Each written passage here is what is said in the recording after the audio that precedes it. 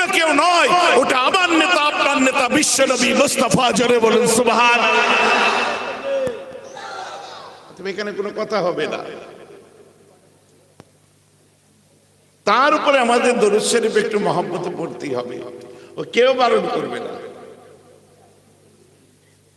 শাহেনশাহ দো আলম নূরে মুজাসসামের উপরে আমাদের পড়তেই হবে। আমার রাসূল বলছেন, আল্লাহ নবী আলাইহিস সালাতু ওয়াস সালাম قال إني لقيت جبرائيل فبشرني فقال قال الله تعالى عز وجل من صلى عليك صليت عليه ومن سلم عليك سلمت عليه فسجدت لله شكرا। আমার রাসূল বলছেন, আমি জিবরাইলের সঙ্গে সাক্ষাৎ করেছিলাম। জিবরাইল আমাকে সুসংবাদ দিল। কি বলল? হে রাসূল, আল্লাহ কি বলেছেন শুনুন। আল্লাহ কি বলেছেন? আল্লাহ বলেছে, পৃথিবীর জমিনে যদি কোনো যে ব্যক্তি আপনার উপর দরুদ পড়ে, খোদ আল্লাহ সেই বান্দার উপরে দরুদ পড়ে। আর যে আপনাকে সালাম দেয়, খোদ আল্লাহ তাকে সালাম দেয়। বলুন সুবহানাল্লাহ। এর উপরে কোনো কথা হতে পারে না। আমার রাসূল বললেন, ফাসাজাদতু লিল্লাহি শুকরান। এই সুসংবাদ শুনে আমি আল্লাহর দরবারে শুকরানা সেজদায় চলে গেলাম। আসুন তাই সবাই মিলে একটু মহব্বতের সাথে। আমি আরেকবার অনুরোধ করি, দাঁড়িয়ে আছেন ভাইরা, আপনাদের কষ্ট হচ্ছে, আমার খারাপ লাগছে, বুঝলেন? আপনারা ভিতরে এসে বসে বলুন, অনেক জায়গা আছে। হ্যাঁ আসুন। এই যাব এই যাব এই চলে যাব এই চলে যাব করতে করতে যাওয়ার হবে না, পুরো ওয়াজ শেষ হয়ে যাবে। আমি জানি, অভিজ্ঞতা আছে আমার। কত তাড়াতাড়ি বসে বলুন, আদবের সাথে বলুন, আল্লাহুম্মা সাল্লি আলা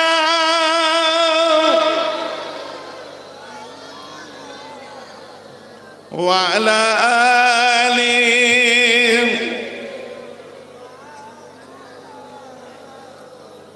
ادب کے ساتھ یہ ادب کے ساتھ یہ جشن سرور دو عالم مناؤں گا، رسول اللہ کی میلاد کی محفل سجاؤں گا، بنا کر درود و سلاموں کی گلدست، شاہ کونین کی دربار میں ڈالی سجاؤں گا، اللہم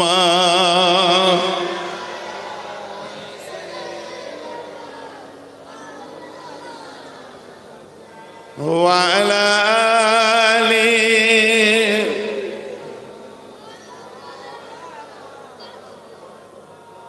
মাশাআল্লাহ, সমবেত গুণী সুধী দিন দরদ ইসলাম দরদি আমার মোমেন মুসলমান মুরব্বিয়ান, সমবয়স্ক সমজুটি ইয়াংস্টার্স, আমার বন্ধু বান্ধব,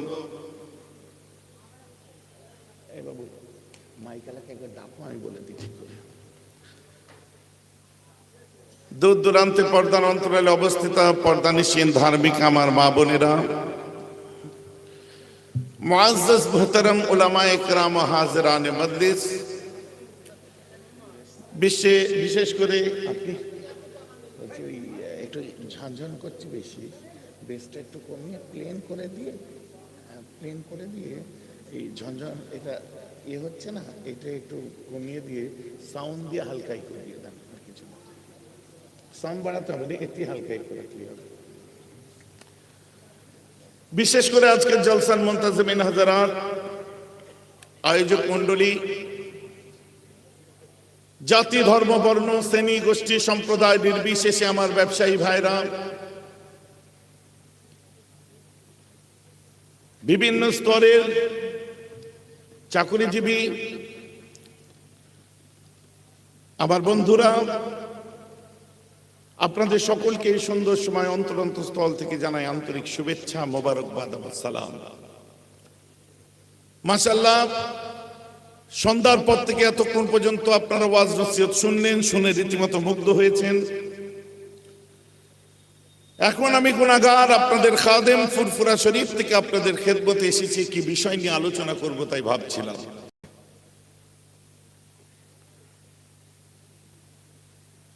বর্তমান যুগ সন্ধিক্ষণ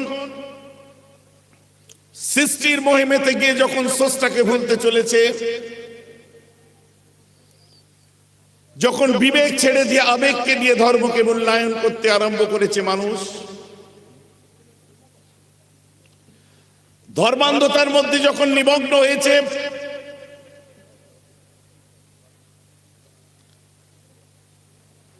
বিশেষ করে যে সমস্ত মানুষরা ওলামায়ে দ্বীনদের চোখের দিকে তাকাবার ক্ষমতা রাখে না, তারা মাথায় উঠে লাফাবার চেষ্টা করছে।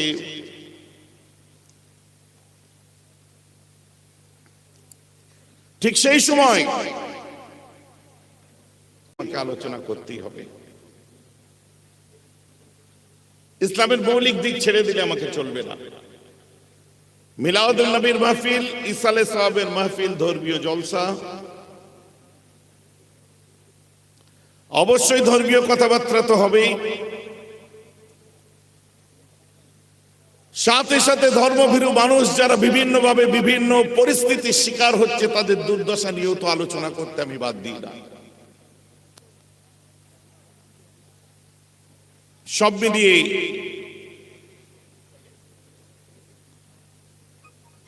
আমি ভাবছিলাম যে আজকের সাবজেক্টটা হয়তো একটু পাঁচ মিশিলি হয়ে যেতে পারে। অসুবিধা হবে না? কোনো সমস্যা নেই? ইন্নাল জান্নাতা তাস্তাকি আলা খামসাতি নাফারিন তা'লিল কুরআনি ওয়া হাফিজিল লিসানি ওয়া মুত'ইমিল জুআনি ওয়া মাকসিল উরওয়ানি ওয়া মান সাল্লালা হাবিবির রহমানি। সহিহ সনদের হাদিস। পাঁচ শ্রেণীর মানুষের কথা এখানে বলা হয়েছে। আল্লাহ এই পাঁচ শ্রেণীর মানুষকে জান্নাতের অধিকারী করবেন।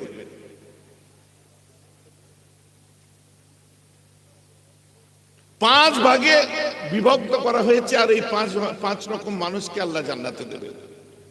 তারা কারা? প্রথম হচ্ছে তালিল কোরআনে, যারা অন্তর থেকে, মন থেকে, প্রাণ থেকে আল্লাহর কোরআনটাকে তেলাওয়াত করবে, যারা দিল থেকে আল্লাহর কোরআনকে তেলাওয়াত করবে। অনেকে হয়তো বলবেন, বাবাজি আমি তো সহি করে কোরআন তেলাওয়াত করতে পারি না। ঠিক আছে, আপনাকে কারি হতে হবে এমন কথা কোনো কিতাবে লেখা নেই। আপনাকে যে কারি হয়ে যেতে হবে এমন কথা কোরআনে কোনো লেখা নেই। আপনি চেষ্টা করুন, আপনি চেষ্টা করুন সহি করে পড়ার।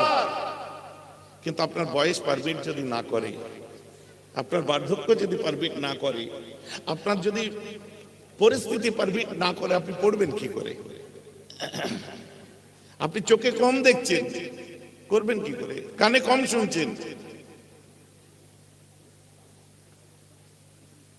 দ্বিতীয় নম্বরে বলা হচ্ছে ওয়াহাফিজিল লিসান, তারা কারা?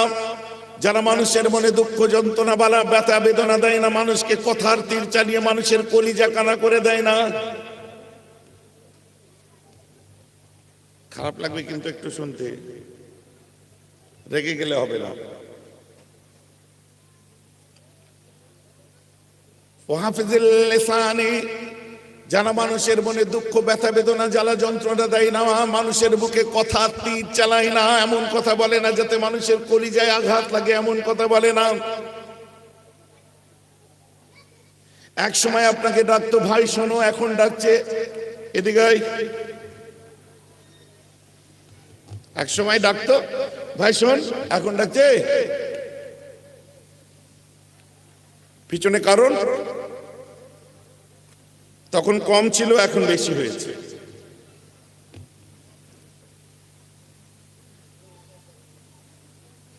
আর বোঝা যায় ওই সময় যখন মুখের ভাষাগুলো শুনতে পাই। গাড়ি হয়েছে, বাড়ি হয়েছে, পয়সা হয়েছে, সব হয়েছে, মুখের ভাষা চেঞ্জ হয়নি। ভাষা শুনলেই বোঝা যায় যে এই হলো সেই মাল। অভ্যাস পাল্টায়নি। বলে না ইল্লত যায় না বলে আর খসলত যায় না ধুলে।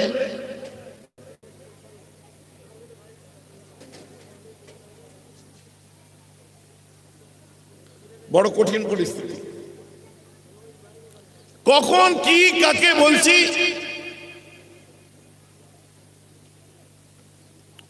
অর্থের গরমে, টাকার গরমে, পয়সার গরমে,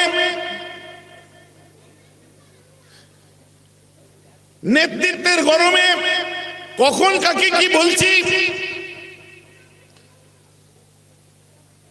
দাম্ভিকতা দেখাচ্ছি, নিজের দম্ভ, নিজেদের কথা নিজেদের খেয়াল থাকে না, মানুষের মনে আঘাত লেগে যায়, ব্যথা লেগে যায়। আবার তাদেরকে মাঝে মধ্যে দেখতে পাই মসজিদে যে আল্লাহু আকবার বলে দাঁড়িয়ে পড়লো।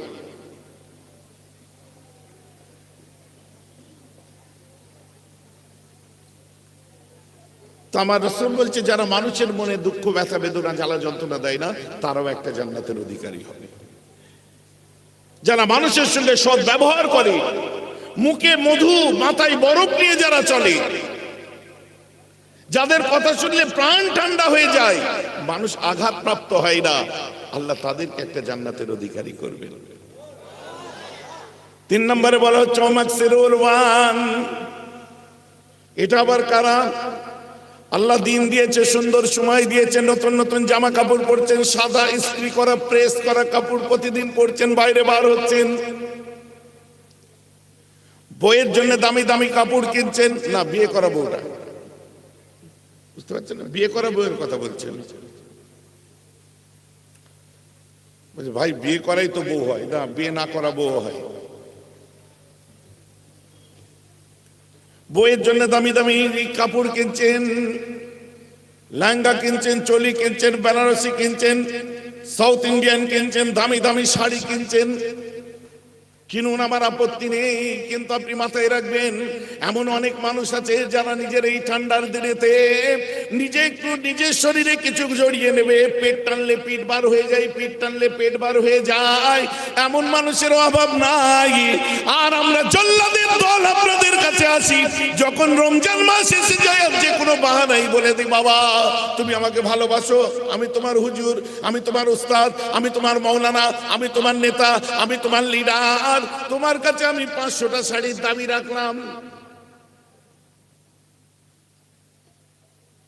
বক্তব্য বুঝতে পারছেন? আসসালামু আলাইকুম হুজুর, ইয়াগফিরুল্লাহু লানা। কি করো বাবা? হুজুর আমার সাইকেলের দোকান আছে। ও আচ্ছা, দোয়া করছি, যাও।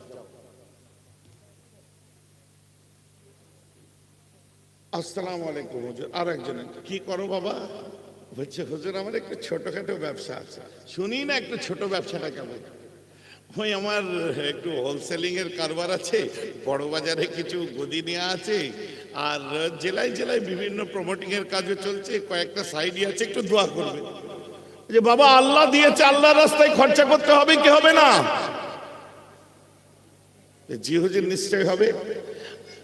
আমি তোমার কাছে একটু দাবি রাখছি, তুমি আমায় এবারে 500টা শাড়ি দেবে আর 200টা লুঙ্গি দেবে। জি হুজুর। ভাইজান দেবো। আমি বেহরাব সিদ্দিকী বলে দিলাম, আপনি রেডি হয়ে গেলেন। কিন্তু আমি বলার সময় একবার ভাবলাম না, আমি ফুরফুরা শরীফ থেকে এর কাছে 500টা শাড়ির দাবি রেখে দিলাম, কিন্তু এর নিজের গ্রামে এমনও বাড়ির বউ আছে যারা নিজের ইজ্জতকে ঢাকা দেবে ছেঁড়া কাপড় পরে। পিঠ টানলে পেট বার হয়ে যায়, পেট টানলে পিঠ বার হয়ে যায়।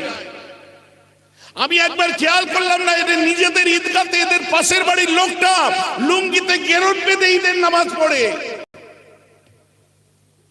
আর আমি দাবি রেখে দিলাম ফুরফুরার জন্য, আমি দাবি রেখে দিলাম আমার গ্রামের জন্য, আমি দাবি রেখে দিলাম আমার পাড়ার জন্য।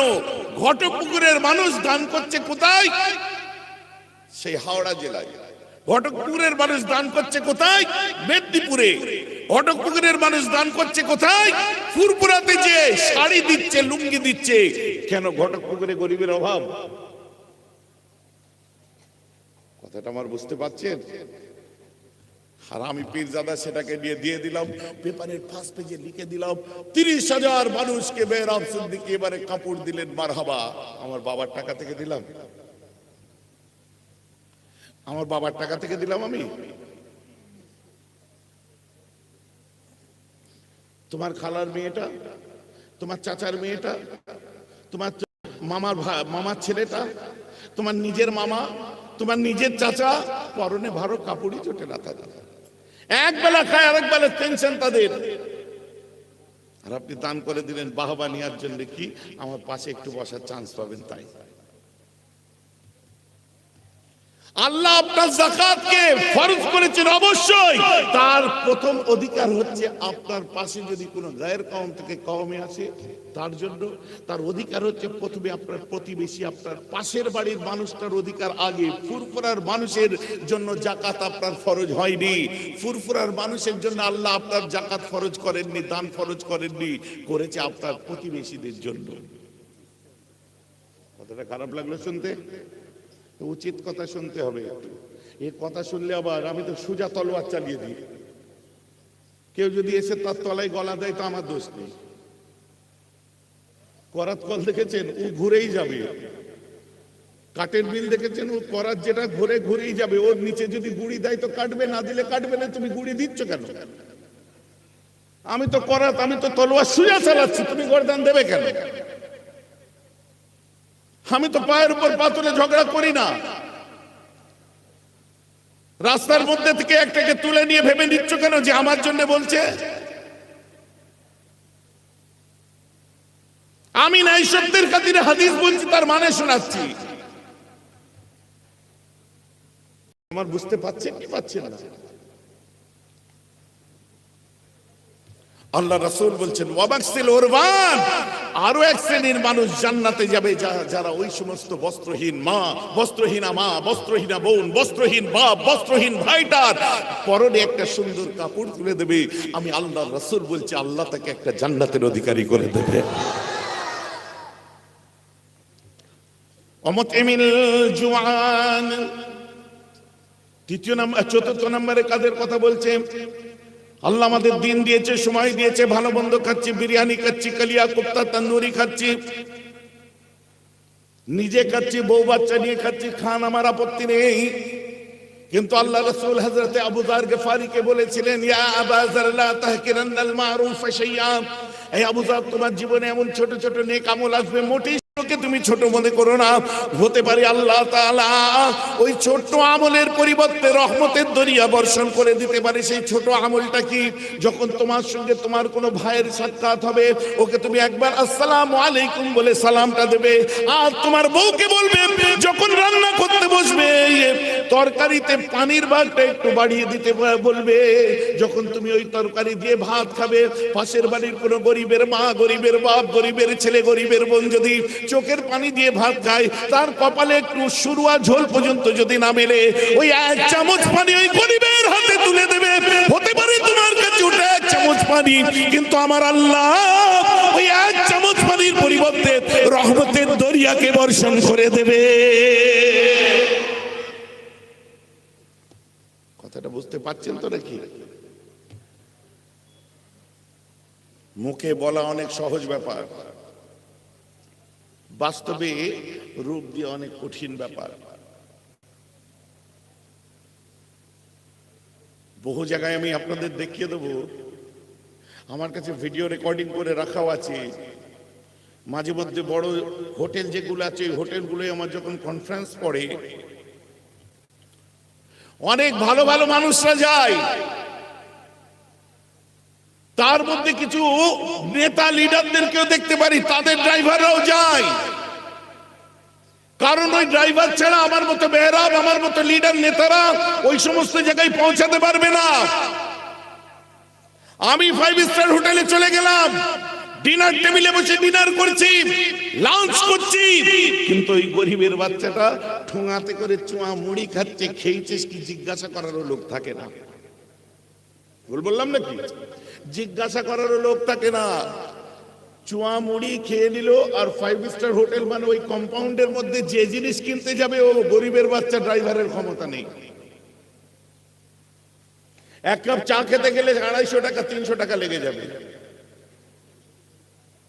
খাবে কি ঝাঁঝে মরে যাবে? খাবে কি ঝাঁঝে মরে যাবে? খাবে কোথা থেকে?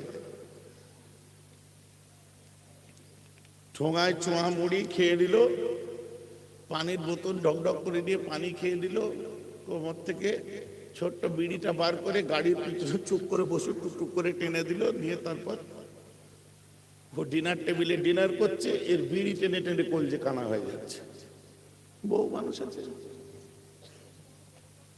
আম্মা জান আয়েশা বলছে, আমার রাসূল যখন বাড়িতে আসতেন তখন নবীকে দেখে আমি পাগল হয়ে যেতাম। আমার রাসূল যখন খেতে বসতেন কি আন্দাজ, হঠাৎ এদিক ওদিক তাকিয়ে আমার রাসূল তার খাদেমগুলোকে ডেকে দিতেন, ওয়া ইয়াকুলু মাআল খাদেমে, এবং আমার নবী তার খাদেমদের সাথে, সার্ভেন্টদের সাথে, নিজের কাছে যারা আছে তাদেরকে সাথে নিয়ে এক দস্তরখানে খেতেন। বলুন না সুবহানাল্লাহ। রাসূলের আদর্শ বলতে খুব ভালো লাগে আমাদের, নবীজির আদর্শ শোনাতে খুব ভালো লাগে, কিন্তু এই কবিতাটাও শুনে রাখা দরকার। মসজিদে কাল সিন্ধি আসিল, অঢেল গোস্ত রুটি। শুনেছেন তো আপনারা? মসজিদে গোস্ত আসলো, রুটি আসলো, তাই দেখে মোল্লা সাহেব আনন্দিত হয় কোটি কোটি। এমন সময় এলো ভিখারি, গায়ে আজারির চির, বলে বাবা আমি ভুকা পাকা আছি, আজ নিয়ে 7 দিন। মোল্লা ভাবছি তো মহা মুশকিল হলো। মোল্লার সঙ্গে সঙ্গে ভিখারিকে ডেকে বললে, এ যদি এতে আমার ভাগ বসাই, হুজুর দেখছি এ যদি এতে ভাগ বসাই তাহলে আমার ভাগে কম পড়ে যাবে। তো দেখছি ভারী ভেলা হলো লেটা। উপরি চাপ দিয়ে বলছে, নামাজ পড়িস বেটা? তুই নামাজ পড়িস? নামাজ যদি পড়িস তো খাবি আয়, তোকে দেখে মনেই হচ্ছে নামাজ পড়ে না। ভিখারি বোনের দুঃখে বলছে, 80টা বছর কেটে গেল মোর, তোমায় ডাকিনি কভু, তার তরে তুমি মুখের অন্ন বন্ধ করিনি কভু। বলুন না সুবহানাল্লাহ।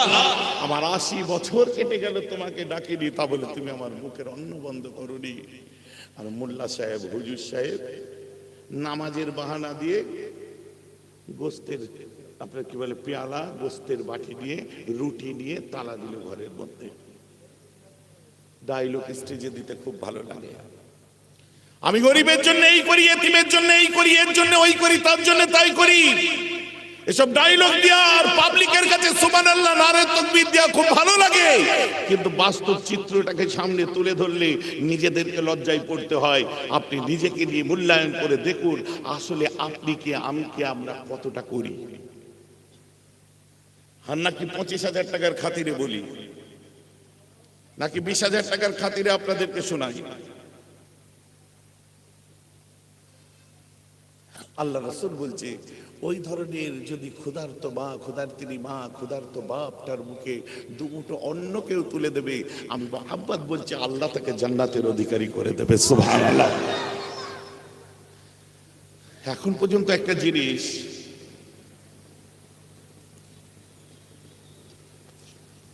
আমাদের সামনে এসেই পৌঁছালো না, সেটা কি বলেন তো?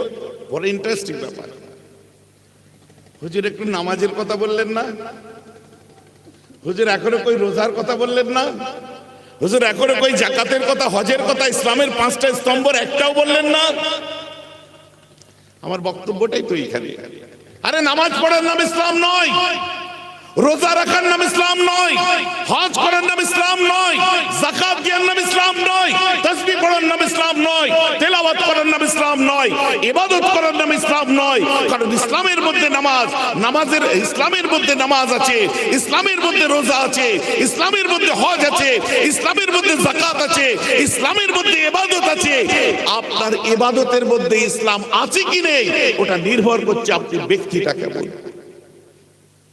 আপনার নামাজের মধ্যে ইসলাম আছে কি নেই ওটা নির্ভর করছে আপনি হুজুরটা কেমন। আপনার ইবাদতের মধ্যে, নামাজের মধ্যে ইসলাম আছে কি নেই ওটা নির্ভর করছে আপনি মাওলানাটা কেমন। আপনার ইবাদতের মধ্যে ইসলাম আছে কি নেই ওটা নির্ভর করছে আপনার আখলাক, মুখের ভাষা, স্বভাব, চরিত্র, আপনার লাইফ স্টাইলটা কেমন। আমি জানি আমরা বারবার বলে থাকি ওয়াজ নসিহতের মধ্যে, নামাজ মানুষকে খারাপ কাজ থেকে দূরে রাখে, অতএব তোমরা নামাজি হয়ে যাও, নামাজি হয়ে যাও, নামাজি হয়ে যাও। কি আমরা বলি না?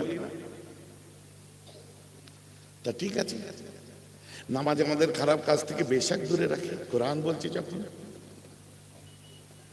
আমার আল্লাহ যখন বলছে বেশক, নামাজ খারাপ কাজ থেকে দূরে রাখি কি রাখেন আপনারা বলুন তো, সবাই মিলে বলুন। শুনতে পাইনি আমি, সবাই মিলে বলুন। খারাপ কাজ থেকে দূরে রাখে। সুদখোর নামাজি দেখেননি, ঘুষখোর নামাজি দেখেননি, দাগাবাজ নামাজি দেখেননি, আলঠানা নামাজি দেখেননি, জমি মেরে নিয়ে নামাজি দেখেননি? কি খারাপ লাগছে নাকি শুনতে? দু ভাই নামাজি পঞ্চায়েতে বিচার দিয়ে নামাজি দেখেননি, কোর্টে ছোটা নামাজি দেখেননি? কি হলো? খারাপ কাজ থেকে দূরে রাখে আল্লাহ বললেন, কনসেপ্ট ফেল নাকি এখানে? নাউজুবিল্লাহ। তাহলে কি এখানে কোরআনের কনসেপ্ট ফেল নাকি? বলবেন না, ঈমান চলে যাবে। কারণ বিশ্বের বুকে একমাত্র গ্রন্থ, that is my Quran, that is the glorious testimony. No author work with us remind of 15th century with us for at is zalikal kitab la rayba fi, জোরে বলুন সুবহানাল্লাহ।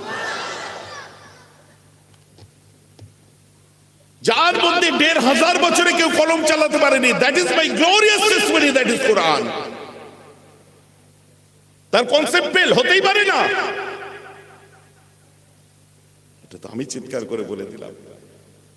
আমার রাসূল বলছে, এক শ্রেণীর মানুষ আছে যারা জান্নাতে যাওয়া তো দূরের কথা, জান্নাতের গন্ধ তাদের নাকে যাবে না রে। হুজুর তারা চোর নাকি? বলছে না। তারা লুটেরা? বলছে না। তারা অ্যান্টি সোশ্যাল? না। তারা কি আনসিভিলাইজ? না। তারা কি অ্যান্টি সোশ্যাল? না। হুজুর কারা তারা? ডাকাত? বলছে না। তাহলে তারা কারা? আল্লাহ রাসূল বলছেন, বালহুম ইউসাল্লুন বালহুম ইউসাল্লুনা ওয়া ইয়াসুমুনা ওয়া ইয়াহজুনা লাম ইয়াতিন্না লাহু রিহাম ফিল জান্নাহ। ওরে না রে, তারা চোর নয়, ডাকাত নয়, বরং তারা নামাজি, তারা রোজাদার, তারা হাজী সাহেব। এবং তথাপি আমি বিশ্বনবী মুহাম্মদ বলি, জান্নাতে কখনো তারা যেতে পারবে না। আমার আল্লাহ বললেন, ফাশাই ওয়াল মুনকার। নামাজ খারাপ কাজ থেকে দূরে রাখে। আমার রাসূল বলছে, যতই নামাজ পড়ুক জান্নাতে যেতে পারবে না। কেস কি হলো? ঠান্ডার সময় এইসব ওয়াজ ধরবো, ঢুকবে তো? ব্রেন ফাস্ট হয়ে নেই তো? কেন এইসব ওয়াজ আবার আরম্ভ করলে একটু খুব ঠান্ডা মাথায় বুঝতে হবে। এখন আল্লাহ বলছে, তোমরা নামাজ পড়ো, নামাজ তোমাদেরকে মন্দ কাজ থেকে দূরে রাখবে। আমার নবী বলছে, নামাজ পড়লে যতই নামাজ পড়ো জান্নাতে তো যেতে পারবে না। তো জান্নাতে যখন যেতে পারবে না, তো মন্দ কাজ থেকে দূরে থেকে আমার লাভ কি? হ্যালো, বোঝা যাচ্ছে? এখন যদি বলেন না আমার নবী যেটা বলছেন ওটাই ঠিক, তাহলে কি নাউজুবিল্লাহ কোরআন ভুল? না না, আমার আল্লাহ যেটা বলছে সেটা ঠিক, তাহলে কি আমার নবী ভুল?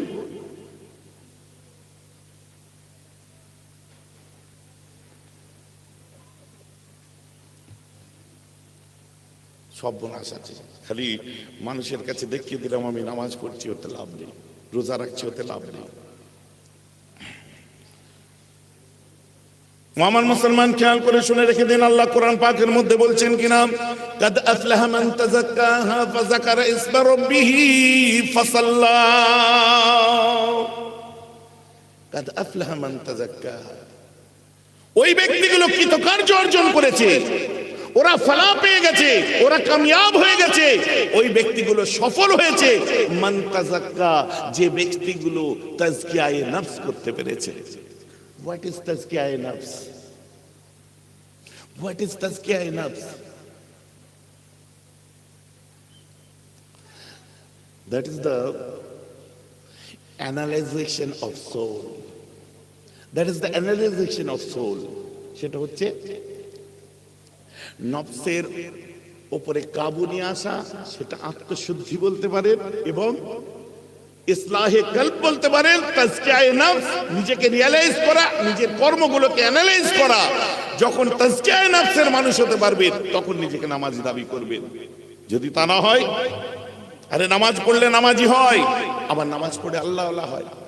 আমি আপনি নামাজ পড়ে তো নামাজি রয়ে গেলাম, কিন্তু লক্ষ্য করে দেখুন, বাগদাদের বুকে একজন নামাজ পড়েছিল, নাম আব্দুল কাদের। উনিও আমাদের মতো নামাজ পড়ে বিশ্বের জমিনে গাউসুল আজম হয়েছে। আমি আপনি নামাজ পড়ে নামাজি রয়ে গেছি। আজমিরের মঈনুদ্দিন নামাজ পড়ে গরিবে নামাজ হয়েছে। আমি আপনি নামাজ পড়ে নামাজি রয়ে গেলাম।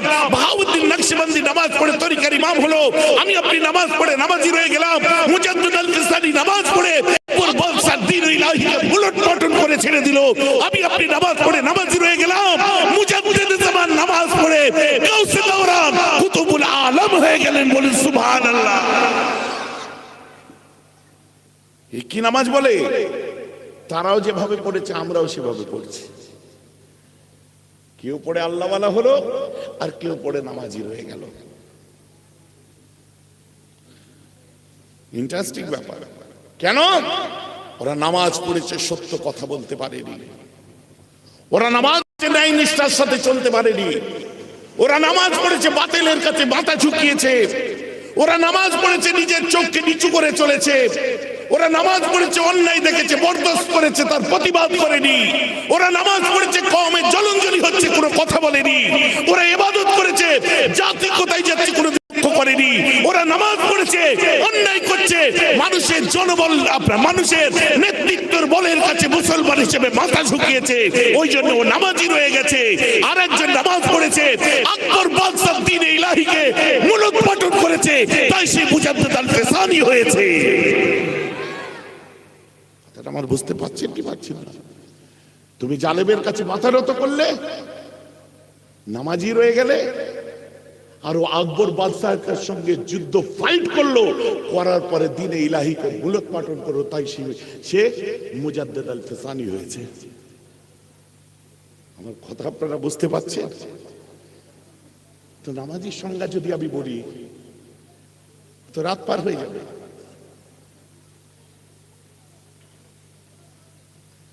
একটুখানি এখানে যান, চলুন। বিরক্ত লাগছে কাউকে? ঘুম পাচ্ছে? ঠান্ডা লাগছে? চলুন এগোনো যাক। আমার রাসূল দিন দুনিয়ার বাদশাহ কা নামদার, মদনী তাজদার, তার লাইফটা ছিল অনেক সুন্দর। দিন দুনিয়ার বাদশাহ ওয়াজ করছেন, তাকরীর করছেন, আর এই লাইফ হিস্ট্রিটা পড়ছে কে? Mister Michael H Hart. Michael H Hart কে? একজন খ্রিস্টান লেখক। সে বলছে বিশ্বের বুকে সর্বকালের সর্বশ্রেষ্ঠ লিডার নেতা যদি হয়, আমার চোখে, আমি খ্রিস্টান, আমার চোখে ইসলামের নবী মুহাম্মদ ছাড়া আর অন্য কেউ নয়। সবাই বলেছেন সুবহানাল্লাহ। কেন সে বলল? বলছে আমি একদিন লক্ষ্য করলাম যে মাঠে ময়দানে একদল ছেলে খেলা করছে, আল্লাহ রাসূল তাদের খেলা দেখছে। আল্লাহ রাসূল তাদের খেলা দেখছে, একদল ছেলে খেলা করছে।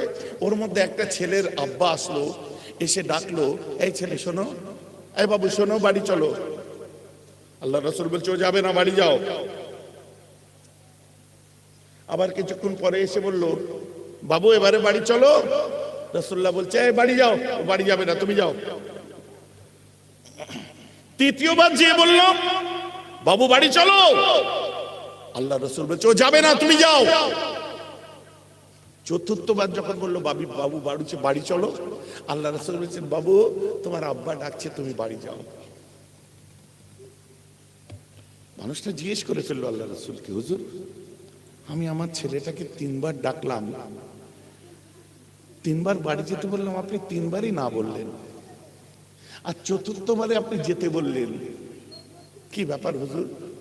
আল্লাহ রাসূল মাথাটা হ্যাট করে নিলেন, মাথাটা যখন তুললেন চোখ ভরা পানি, আর আল্লাহ রাসূল বলছে এতিমের কষ্ট বুঝিস? আহা, এতিমের কষ্ট বুঝিস? বাপ হারানো ব্যথা বুঝিস? বাপ হারানো ব্যথা বুঝিস? মাথা হেঁট করে আছে। তুই যখন তোর ছেলেটাকে ডাকছিলি, ওই সময় এই সদ্য ওহদের যুদ্ধে বাপ হারা একটা এতিম ওই তোর ছেলের সঙ্গে খেলছিল, আর তুই যখন ওকে ডাকছিলি, ও তখন এদিক ওদিক দেখছে আমার আব্বা এসে আমাকে কখন ডাকবে।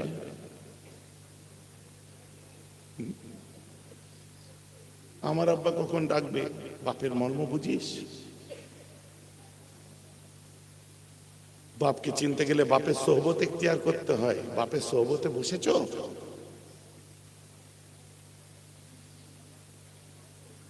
বাপের আশপাশে ঘেঁষেছ? আর যতক্ষণ পর্যন্ত নিজের বাপের সোহবতে না বসে বাপ কি জিনিস না বুঝতে পারবে, ততক্ষণ পর্যন্ত অপরের বাপের মর্যাদা তার সন্তানের কাছে কতটা, ওটাও বিচার করতে তুমি পারবে না। কি কথাটা আমি ঠিক বলছি না ভুল বলছি? সোহবত ইখতিয়ার কর। আল্লাহ রাসূল ওয়াজ করছেন, মেম্বারের ধারে একটা বাচ্চা এসে কাঁদছে। আল্লাহ রাসূল বাচ্চাটা গুরুত্বপূর্ণ ওয়াজ ছেড়ে দিয়ে বললেন, এ বাবু তুমি কাঁদছো কেন? বলছে, হুজুর অনেকদিন আগে আমার মা মারা গেছিল, আর গত ওহদের যুদ্ধে আমার আব্বা চলে গেছে, আমার আব্বা মার্ডার হয়ে গেছে, কতল হয়ে গেছে, আব্বা শহীদ হয়ে গেছে। আল্লাহ রাসূল স্টেজ ছেড়ে দিয়ে নেমে বাচ্চাটাকে বুকে করে জড়িয়ে ধরলেন আর নিজের কথা চিন্তা করলেন, ছোট্টবেলায় আমিও তো মাকে হারিয়েছি, আমিও তো আব্বাকে হারিয়েছি। আহারে, আমার যতটা কষ্ট হয়েছে ওর ঠিক অতটাই কষ্ট হচ্ছে, ওরও মা নেই, বাপ নেই। আল্লাহ রাসূল বলছে, আমি তোমাকে একটা সারপ্রাইজ দিতে চাই, তোমাকে আমি একটা সুখবর শোনাবো, তুমি চমকে উঠবে। বলে কি? বলছে, শোনো, গোটা দুনিয়ার মা উম্মাহাতুল মুমিনিন আয়েশা আজ থেকে তোমার মা, আর ফাতেমা তোমার বোন, আর আমি মুহাম্মদ তোমার আব্বা। বলুন সুবহানাল্লাহ। বাচ্চাটা আল্লাহ রাসূলকে আব্বা আব্বা বলে জড়িয়ে ধরেছিল ওই সময়। এই দৃশ্যটা পড়ার পরে মিস্টার মাইকেল এইচএন বলছে, বিশ্বের বুকে ইসলামের নবী মুহাম্মদকে আমি দেখলাম। পৃথিবীর বুকে সর্বকালের শ্রেষ্ঠ যদি বলি সে হয় ইসলামের নবী মুহাম্মদ ছাড়া অন্য কেউ নয়। ইসলামের নবী মুহাম্মদকে আমি যেভাবে পড়েছি, বিশ্বের সেরা তাপসদের মধ্যে শ্রেষ্ঠ ছিলেন মুহাম্মদ, বিশ্বের সেরা সাহিত্যিকদের মধ্যে শ্রেষ্ঠ ছিলেন মুহাম্মদ, বিশ্বের সেরা জ্ঞানীদের মধ্যে শ্রেষ্ঠ ছিলেন হযরত মুহাম্মদ, বিশ্বের বুকে সর্বশ্রেষ্ঠ দার্শনিকদের মধ্যে ছিলেন হযরত মুহাম্মদ, বিশ্বের বুকে সর্বশ্রেষ্ঠ পিতাদের মধ্যে ছিলেন হযরত মুহাম্মদ, বিশ্বের শ্রেষ্ঠ রাষ্ট্রনায়কদের মধ্যে ছিলেন হযরত মুহাম্মদ। ইসলামের নবী মুহাম্মদ বিশ্বের শ্রেষ্ঠ নেতা, শ্রেষ্ঠ নবী, নবীদেরই ছিলেন মুহাম্মদ। বলুন সুবহানাল্লাহ। মুহাম্মাদের তুলনা হয় না। সত্যি তো বিশাল ব্যাপার। বেঁচে বেঁচে কতগুলো জিনিস নিয়ে নিলাম, কারণ আমার রাসূলকে আমার রাসূল, আমার ইসলাম একদিকে আপনার যেমন সামাজিক জীবনের শিক্ষা দেয়, অর্থনৈতিক জীবনের শিক্ষা দেয়, পারিবারিক জীবনের শিক্ষা দেয়, রাজনৈতিক জীবনের শিক্ষা দেয়। ইসলাম কেবলমাত্র নামাজ, রোজা, হজ, যাকাত, তাসবিহ, তেলাওয়াতের নাম ইসলাম নয়। আমি আগে যেটা বললাম, কতগুলো ফর্মালিটিজের নাম ইসলাম নয়। ইসলামের স্তম্ভ 5টা, কিন্তু ইসলাম, that is the complete code of life, that is my Islam, and it was necessary for all the people. একটা বিশাল বিরাট ধর্ম, পূর্ণাঙ্গ জীবন ব্যবস্থা, তার অপর নাম ইসলাম, আর এটা আমাদের জন্য অত্যন্ত জরুরি। বুঝতে পারছেন তো নাকি ভাইজান? রাজনৈতিক জীবনের শিক্ষাও দেয়, সুশাসনের শিক্ষা ইসলাম দেয়, সঠিক নেতৃত্ব শিক্ষা ইসলাম দেয়। যারা ওমর ফারুকের লাইফ পড়েছে, যারা ওসমান গনির লাইফ পড়েছে, যারা আল্লাহ রাসূলের লাইফ পড়েছে, যারা ইমাম হুসাইনের লাইফ পড়েছে,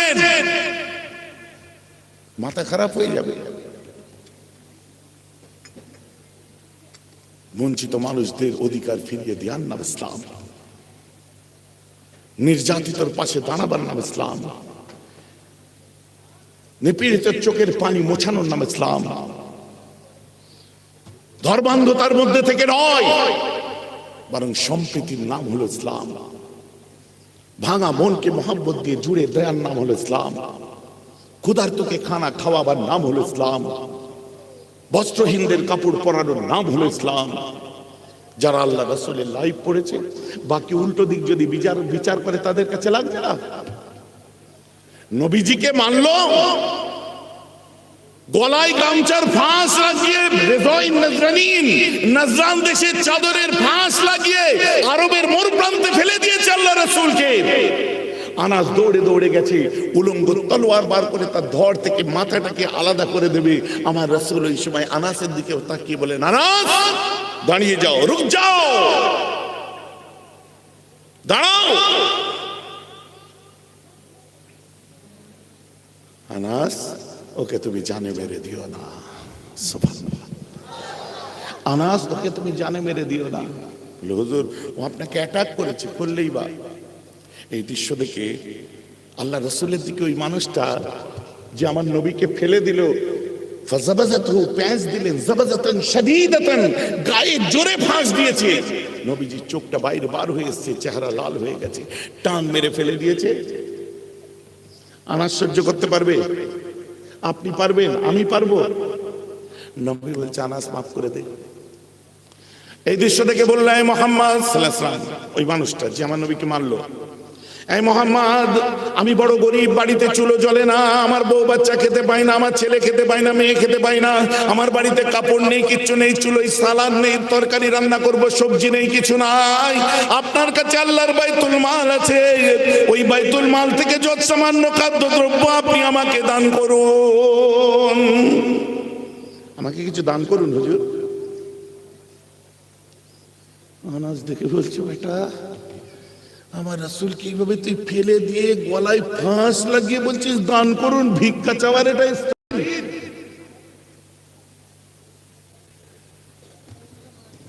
এটা ভিক্ষা চাওয়ার স্টাইল? ওর আমি গর্দান উড়িয়ে দেবো। তলোয়ার নিয়ে এগোচ্ছে, নবী বলছে stop, control your style Anas. না না, দাঁড়াও।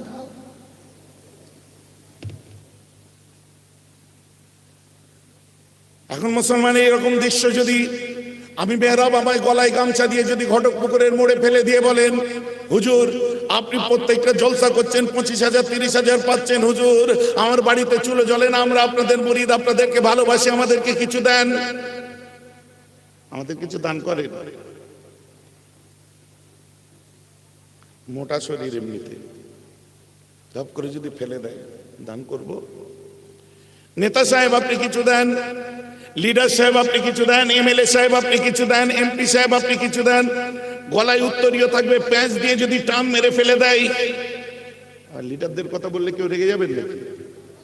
রাগ ধরবে নাকি? বই গেছে রেগে গেলে। কারণ আপনার লিডার দুনিয়ার লিডার হতে পারে, আমার লিডার হলো দিন দুনিয়ার শাহেনশাহ, সুবহানাল্লাহ বলে। আপনি দুনিয়ার লিডারের চাটুকারিতা করতে পারেন, কিন্তু আমি রাসূলুল্লাহর গোলাম ছিলাম, গোলাম আছি, গোলাম হিসাবে কিয়ামতের দিনে উঠতে চাই। অথবা আপনি কি ভাবলেন না ভাবলেন, I don't care about that, ওটা আমি কোনোদিন গুরুত্বই দিই না। কারণ আজকে যে ছেলেগুলো আজকে সিপিএম করছে, ওরা প্রথমে কিন্তু সিপিএম নয়, প্রথমে রাসূলের ঘরে জন্ম নিয়েছে। যে ছেলেটা টিএমসি করছে, ও টিএমসির ঘরে নয়, রাসূলের ঘরে জন্ম নিয়েছে। যে ছেলেটা কংগ্রেস করছে, ও কংগ্রেসের ঘরে নয়, রাসূলের ঘরে জন্ম নিয়েছে।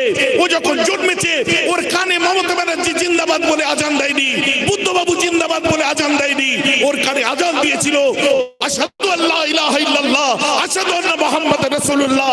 ও যখন কবরে যাবে, দিদির আঁচলে যাবে না, দাদা ধুতি ধরে যাবে না, উম্মতে মুহাম্মাদি জান্নাতে যাবে, কবরে যাবে একমাত্র দামানে মুস্তাফা মুহাম্মাদের আঁচল ধরে যাবে। বলুন সুবহান।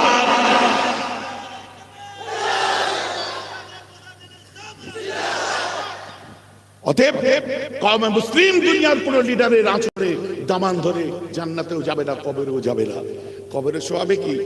বিসমিল্লাহে ওয়া ফি সাবিলিল্লাহি ওয়া আলা মিল্লাতে। মাথায় যখন ওটাই আছে, দুনিয়ার চাটুকারিতা করছো কেন?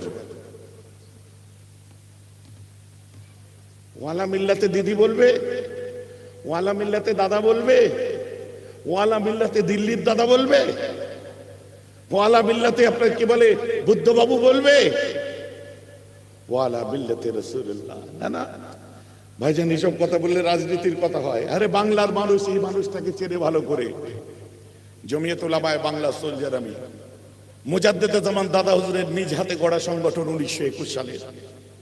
আমার অবস্থান পরিষ্কার করা আছে, আমি কোনো রাজনীতি করি না।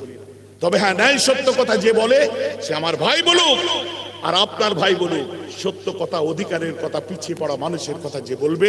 আমি বিগত দিনে আমার লড়াই করেছিলাম, বামফ্রন্টের জমানায় লড়াই করেছিলাম, আমাদের দাবি দাবা আদায়ের জন্য বলেছিলাম, 13 দফা কর্মসূচিতে সফল হয়েছি। তার 1 নম্বর বলি, এই মাদ্রাসা সার্ভিস কমিশন দেখতে পাচ্ছেন, এটা আমাদের লড়াই ছিল। এই ঘটকপুকুরের মানুষেরা যে কলকাতাকে লক করে দিয়েছিলেন, মনে নেই আপনাদের? আপনারা এই মাদ্রাসার যে সিলেবাস দেখছেন, ওটা আমাদের ঠিক করে দেওয়া, আমরা ঠিক করে দিয়েছিলাম, যেটা সিনিয়র মাদ্রাসায় পড়ানো হচ্ছে দেখবে।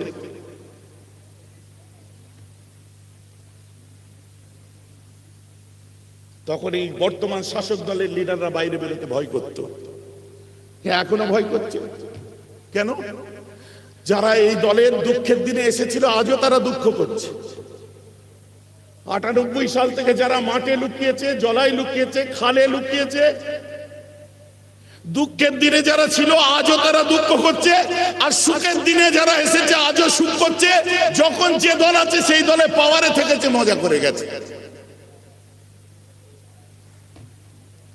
আর আমি এসব কথা বললে একদল পলিটিক্যাল বিশ্লেষক রাজনৈতিক চিন্তাধারা করে, তারা বলে কিনা হুজুর রাজনীতির কথা বলছেন কেন? সবুজ সাথী দিয়েছে, এটা ভালো কাজ না?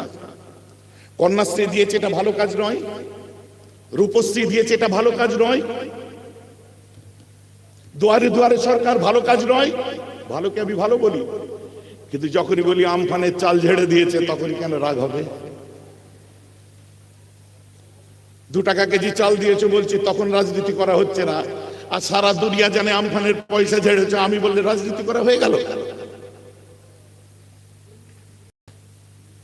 সারা দুনিয়া জানে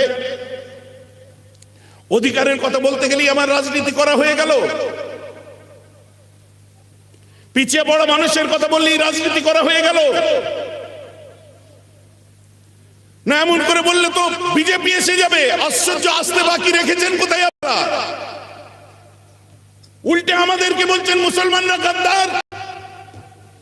ভাঙড়ের মসজিদে দাঁড়িয়ে একটা নাম তুলে ধরছে, আরাবুল ইসলাম। দলের জন্য জেল কেটেছে, আসছে গাদ্দার। দলের জন্য বিধায়ক থেকে পঞ্চায়েতে চলে এসছে, আসছে গাদ্দার। তার হয়ে বলার আর কেউ নেই। আর যারা গাদ্দারি করলো, দুটো মন্ত্রিত্ব পেল, তারপরেও দল ছেড়ে চলে গেল, সমনদেব গাদ্দার নয়?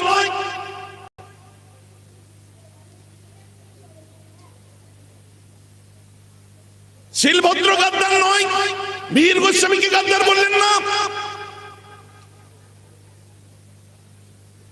তারা মুসলমানদের ভোট নিল। কোটা বলবো, সব্যসাচী চলে গেল, অর্জুন সিং চলে গেল, মুকুল রায় চলে গেল, শুভ্রাংশু চলে গেল, শিলভদ্র চলে গেল, তারপরে আপনার কি বলে শোভেনদেব চলে গেল, শুভেন্দু অধিকারী ছেড়ে দিল।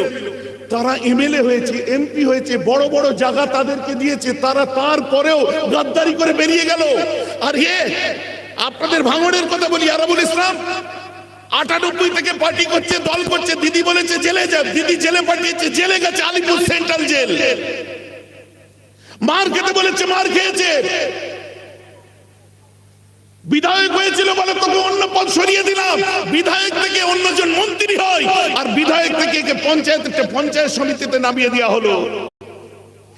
তারপরেও দিদির গুণগান এতদিন ধরে করে যাচ্ছে, তারপরে এরা হবে গাদ্দার। আর যারা গাদ্দারি করে মুসলমানদের ভোট নিয়ে বিজেপিতে চলে গেল, আজকে তাদেরকে ঠিক রাখার জন্য কি করেছেন? যে দাবির কথা বলতে গেলে মেহরাব সিদ্দিকীকে আজকে আপনি কি বলছেন? যে রাজনীতি করা হচ্ছে, তাই না? আমার কথা আপনাদের খারাপ লাগছে নাকি? মুসলমানরা গাদ্দারি করেনি, বিধায়ক দিয়েছেন, বিধায়ক থেকেছে, পঞ্চায়েত সমিতিতে চলে যায়, তাই থেকেছে, জেলে পাঠিয়েছেন, সে আলিপুর সেন্ট্রাল জেলে বসে আছে। চুপ থাকতে বলেছেন, চুপ থেকেছে। দলের জন্য মার খেয়েছে, দলের জন্য কেস খেয়েছে, সব করেছে। আর গাদ্দার তকমাটাও এদের মাথার উপরেই দেবেন। শুনুন, আপনি তো আজকে এদেরকে মুসলিমগুলোকে আজকে নেতা হিসাবে পেয়েছেন, কিন্তু এরা মুজাদ্দেদে জামানের সিলসিলার অনেক আগেই ছিল। এরা দাদা হুজুরের সিলসিলার অনেক আগে থেকে, জন্ম থেকে এরা মুসলমানের ঘরে জন্ম নিয়েছে। এরা কোনোদিন গাদ্দার হতে পারে না, এদের রক্তে কোনোদিন গাদ্দারি লেখা নেই।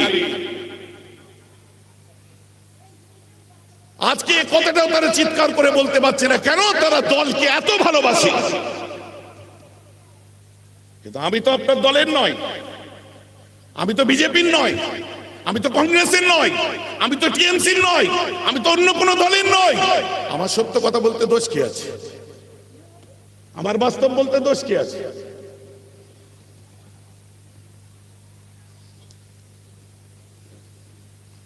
সূক্ষ্ম কথার মার প্যাচে যারা রাজনীতি করতে আসছে, ফুরফুরা শরীফ জিন্দাবাদ মুখে বলছেন,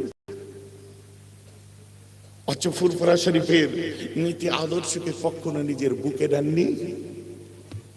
যার জন্য আমি বারবার বলেছি, বলি, মুখে দাদা হুজুর আর বুকে দিদি হুজুর করে যারা চলছেন, আমি তো বলেছি, আর অনেকে তো সেই কথাই শিলমোহর মেরে দিয়েছে, বাস্তবে প্রমাণ করে দিয়েছে।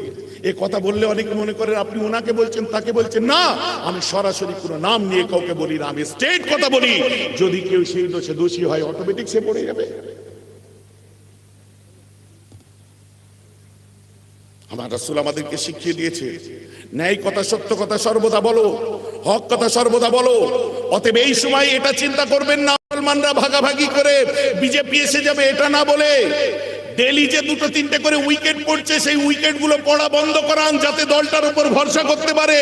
আর তারা উইকেট ফেলবে আর গাদ্দারির তকমা মাথায় নিতে হবে, এটা বরদাস্ত আমরা করব না। আর আমাদের বিরোধিতা নয় এটা, কারণ মেহরাব সিদ্দিকী বিরোধিতা করার শপথ করে ময়দানে নামেনি, বিরোধিতা করার শপথ করে নামেনি। ভালোটাকে ভালো বলি, খারাপটাকে খারাপ বলি, ন্যায়টাকে ন্যায় বলি, অন্যায়টাকে অন্যায় বলি, হক কথা ঠক করে আপনাদের সামনে শুনিয়ে দিই, কোনো দ্বিধাবোধ করি না।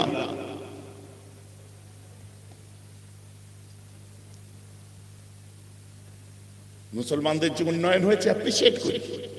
কখন বলেছি এক পয়সা কাজ হয়নি? নিশ্চয়ই কাজ হয়েছে, কিন্তু আমরা তো আরো দাবি করছি। আর যে দাবিটা করছে এটা তো ভিক্ষা চাইছে না। হুজুর ইসলামিক জলসায় এই কথা বলছেন কেন?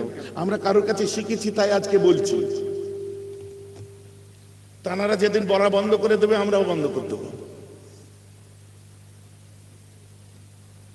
যাবে কোথায় মানুষ? আজকে ওই মানুষটা আমার উপর রেগে যাচ্ছে, যাক রেগে যাক। এন্ড অফ দ্য ডে ওর যেদিন রক্ত ঠান্ডা হবে সেদিন বুঝতে পারবে না আমার পীরের বাচ্চা কি বলে গেছে। আজ আমার কথাটা ওকে খারাপ লাগছে, কিন্তু end of the day okay মনে পড়বে যে আমার দাদা হুজুরের আওলাদ আমাদের কি বলে গেছে। কারণ শুনে রাখুন, রাজ্য রাজনীতিতে মেহরাব সিদ্দিকীর কোনো অংশগ্রহণ নেই। অতএব আমি যেটা বলছি ওটা গঠনমূলক কথা বলছি। এগুলো গঠন না করলে মুসলিমরা ভরসা করবে কি করে? কথাটা বুঝতে পারছেন কি পাচ্ছেন? সত্যি কথাই তো বাবু। সব্যসাচী কি আমাদের একটাও ভোট নেয়নি? অর্জুন সিং কি আমাদের একটাও ভোট নেয়নি? আমি যদি বলি সবাই তো আমাদের ভোট দিয়েছে, এখন সব যে বিজেপিতে ঢুকে গেল কেন? আমাদেরকে কষ্ট লাগবে না? আর উল্টে আমাদেরকে গদ্দার শুনতে হচ্ছে। মুসলমান যদি গদ্দার হতো, আপনার কান খুলে শুনে রেখে দিন, মুসলমান গদ্দার হলে তাহলে দিল্লির ইন্ডিয়া গেট দেখুন, যে ইন্ডিয়া গেটের মধ্যে ৯৭,০০০ শহীদের নাম লেখা আছে, ওর মধ্যে ৬৫,০০০ মুসলমানের নাম লেখা আছে। বলুন স্যার, আজ লক্ষ্য করে দেখুন, মুসলমান যদি গদ্দার হতো, নেতাজি সুভাষ চন্দ্র বোসের প্লেন ক্রাশের পরে নেতাজি হাবিব কাহা হ্যায় বলে চিৎকার করতো না। মুসলমান যদি গদ্দার হতো, আশফাকুল্লাহ খানের নাম মুখে আসতো না। মুসলমান যদি গদ্দার হতো, তাহলে কিন্তু এই মুসলমান লিডার গুলো আবুল কালাম আজাদ থেকে নিয়ে আরম্ভ করে তারা বলতো না যে আমাদের কাপড়ে একটু দেশের মাটি দিয়ে আমাদের দাফন করবে।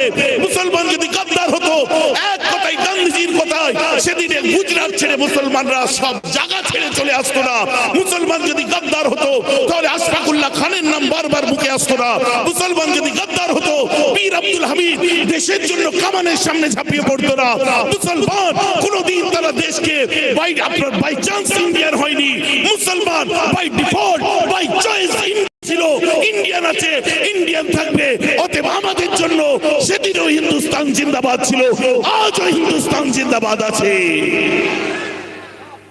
আপনারা যাই বলতে চান, ইতিহাসকে অস্বীকার করতে পারবেন না। যে কথাই বলে ইতিহাসজ্ঞদের বুঝাতে চাই যে আমার ভাইগুলোকে নিয়ে খেলা করবেন না। এরা আপনাদের পার্টির পিছনে দাঁড়িয়েছে, মার খেয়েছে, আর এদের ভরসাতেই বর্তমান টিকে আছে।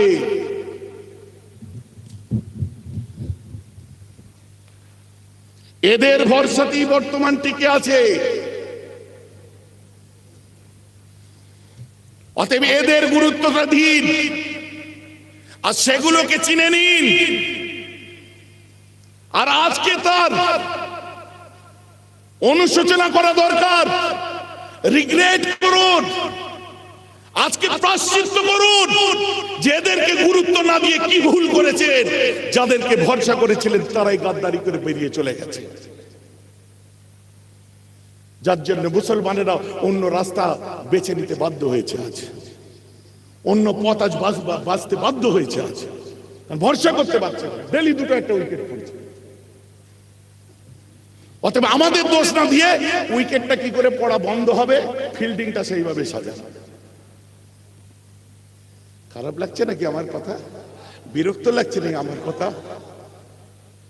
ভাইজান এইসব কি বলছেন? ওয়াজের মজলিসে মুজাদ্দেদে জামান দাদা হুজুর পীর কেবলা খালি তেল পানির বোতলে ফুঁক দেওয়া হুজুর ছিলেন, তাবিজ দেওয়া হুজুর ছিলেন, শুধু ওয়াজ করে পয়সা দেওয়া হুজুর ছিলেন। মুজাদ্দেদে জামান দাদা হুজুর সম্পর্কে যদি বলি, দ্য মুসলিম ডাইজেস্ট সাউথ আফ্রিকার ডারবান থেকে বার হয়েছিল, বলছে বিশ্বের বুকে যদি অন্যতম একজন সংস্কারককে, রিফর্মারকে দেখতে চান, যিনি ধর্মীয় এবং সমাজ সংস্কার করেছিলেন, উনি ভারতের মাটিতে শুয়ে আছে, যার নাম হলো আবু বকর সিদ্দিকী। বলুন সুবহানাল্লাহ। সৌদি জমিন থেকে আসলো 27টা দেশকে একত্রিত করে আমরা একটা কনফারেন্স করেছিলাম, 27টা দেশ মিলে। সুইডেন থেকে মার্গারেট হান্ট আসলেন, জার্মান থেকে আসলেন, বিভিন্ন জায়গায় এরকম 27টা দেশ মিলে। আপনারা শুনেছেন তো নিশ্চয়ই, দাদা হুজুরের উপর একটা সেমিনার করা হয়েছিল। সৌদি থেকে যিনি এসেছিলেন, তিনি কথা বলতে বলতে হঠাৎ বলে উঠলেন, আমি সেই মানুষটার কবর জিয়ারত করতে যেতে চাই। বলে কেন? বলছে আমরা ইতিহাসের মধ্যে পড়েছিলাম যে মদিনা থেকে একটা কুরাইশ, মদিনা থেকে কুরাইশদের একটা দল তৃতীয় বিশ্ব ভারতের দিকে চলে গেছে, আমরা তার আর হদিস পাইনি। আজকে আমাদের পড়ার সঙ্গে বাস্তবে মিলে গেল, আমাদের সেই দিনের হারিয়ে যাওয়া কুরাইশ, যারা ধর্মের জন্য, দিনের জন্য, সমাজ সংস্কারের জন্য ভারতে চলে এসেছিল, ওটা অন্য কেউ নয়, যার সেমিনার হচ্ছে উনি হলেন ফুরফুরা পীর আবু বকর সিদ্দিকী। অতএব তার মাজারটা আমি জিয়ারত করতে যেতে চাই। তো মিশরের আল আজহার ইউনিভার্সিটির প্রফেসর এবং মদিনা ইউনিভার্সিটির প্রফেসর দুজন মিলে এসে দাদা হুজুরের মাজারটা জিয়ারত করে গেল। আমার কাছে ফটো রাখা আছে। তারা কি খালি ধর্ম প্রচার করতে এসেছিলেন নাকি? আমাদের বুঝতে হবে, রাগ করা নয়, আমার অবস্থানটা বুঝুন। আর 5টা আলোচনার সঙ্গে আমার আলোচনাকে মিলিয়ে দেবেন না। সূক্ষ্ম ঠান্ডা মাথায় বোঝার চেষ্টা করুন।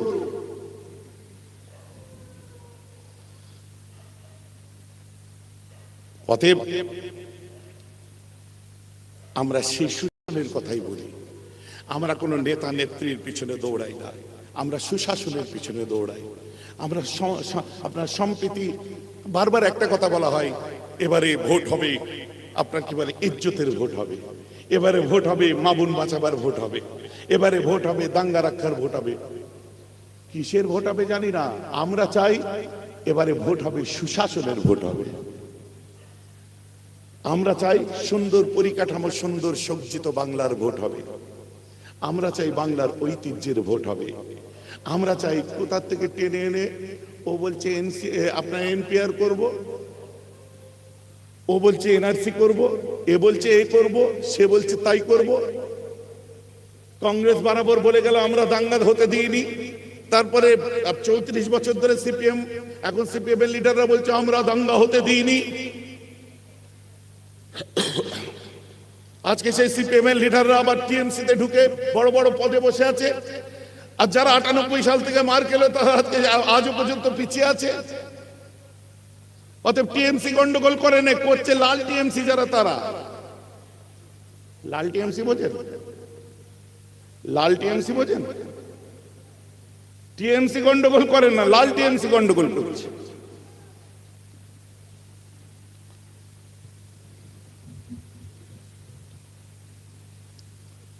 আফসোস। অতএব আমরা আমাদের কথা বলবোই, সত্য কথা বলবোই, ন্যায় কথা বলবোই, নিষ্ঠার কথা বলবোই। বর্তমানে শুনছি আমরা দাঙ্গায় বিশ্বাসী না, আমরা দাঙ্গা হতে দেবো না, বাংলায় দাঙ্গা। আরে দাঙ্গা করছে কে সাহেব? আপনারাই তো উস্কানি দিয়ে চালু করছেন। এই যে বক্তব্যের মধ্যে বলছে আমরা হিন্দু মুসলিম ভাই ভাই, আমাদেরও রক্ত যাও, ওদেরও রক্ত চাই। সব থেকে বড় দুর্বল কথা হচ্ছে এটা। কে বলতে বলেছে হিন্দু মুসলিম ভাই ভাই? ও পাবলিক শো করছেন, তাই না? ছোট থেকে এক পুকুরের পানি খেয়েছেন, এক টিউবওয়েলের পানি খেয়েছেন। ছোট থেকে আমরা এক পুকুরে হিন্দু মুসলিম গোসল করেছি। ছোট থেকে কাঁধে কাঁধ মিলিয়ে চলেছি, মন্দিরে ঘন্টা পড়েছে, হিন্দু চলে গেছে, মসজিদে আজান দিয়েছে, মুসলমান নামাজ পড়তে চলে গেছি। ছোট থেকে এক স্কুলে পড়েছি, এক মাস্টারের কাছে টিউশন পড়েছি, পড়তে গিয়ে আমার নোটবুক ওর কাছে, ওর নোটবুক আমার কাছে। ছোট্ট থেকে বন্ধু সুলভ আচার করে আজ আমরা বড় হয়েছি। আজকে লিডার গুলো আমাদের শিখাবে হিন্দু মুসলিম ভাই ভাই।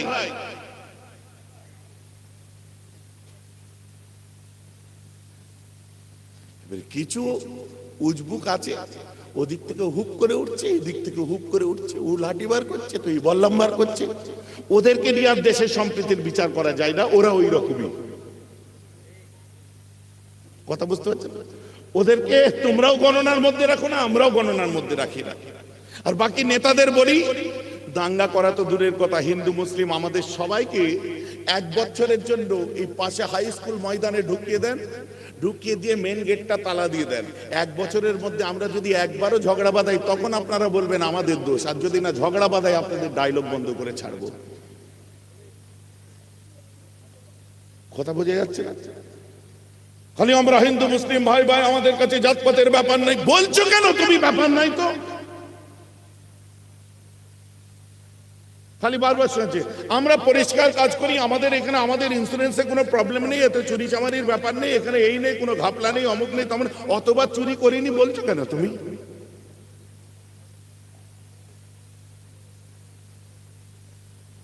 অতএব কংগ্রেস পিরিয়ডেও হয়েছে, বামপন্থ পিরিয়ডেও হয়েছে, এখনো আমরা সেটাই শুনতে চাচ্ছি। বাংলায় সাম্প্রদায়িক শক্তিকে আমরা কোনোদিন জায়গা দিচ্ছি না, দেব না। এটা আমাদের দৃঢ় প্রতিজ্ঞ এই জায়গায় আমরা। তার মধ্যে তার জন্য নীতি নির্ধারণের ক্ষেত্রে মানুষের পথে বাধা হয়ে গেলে কেউ দাঁড়াবেন না। আমার রাসূল দুনিয়ার বাদশা আমাদের শিখিয়ে দিয়ে গেছেন।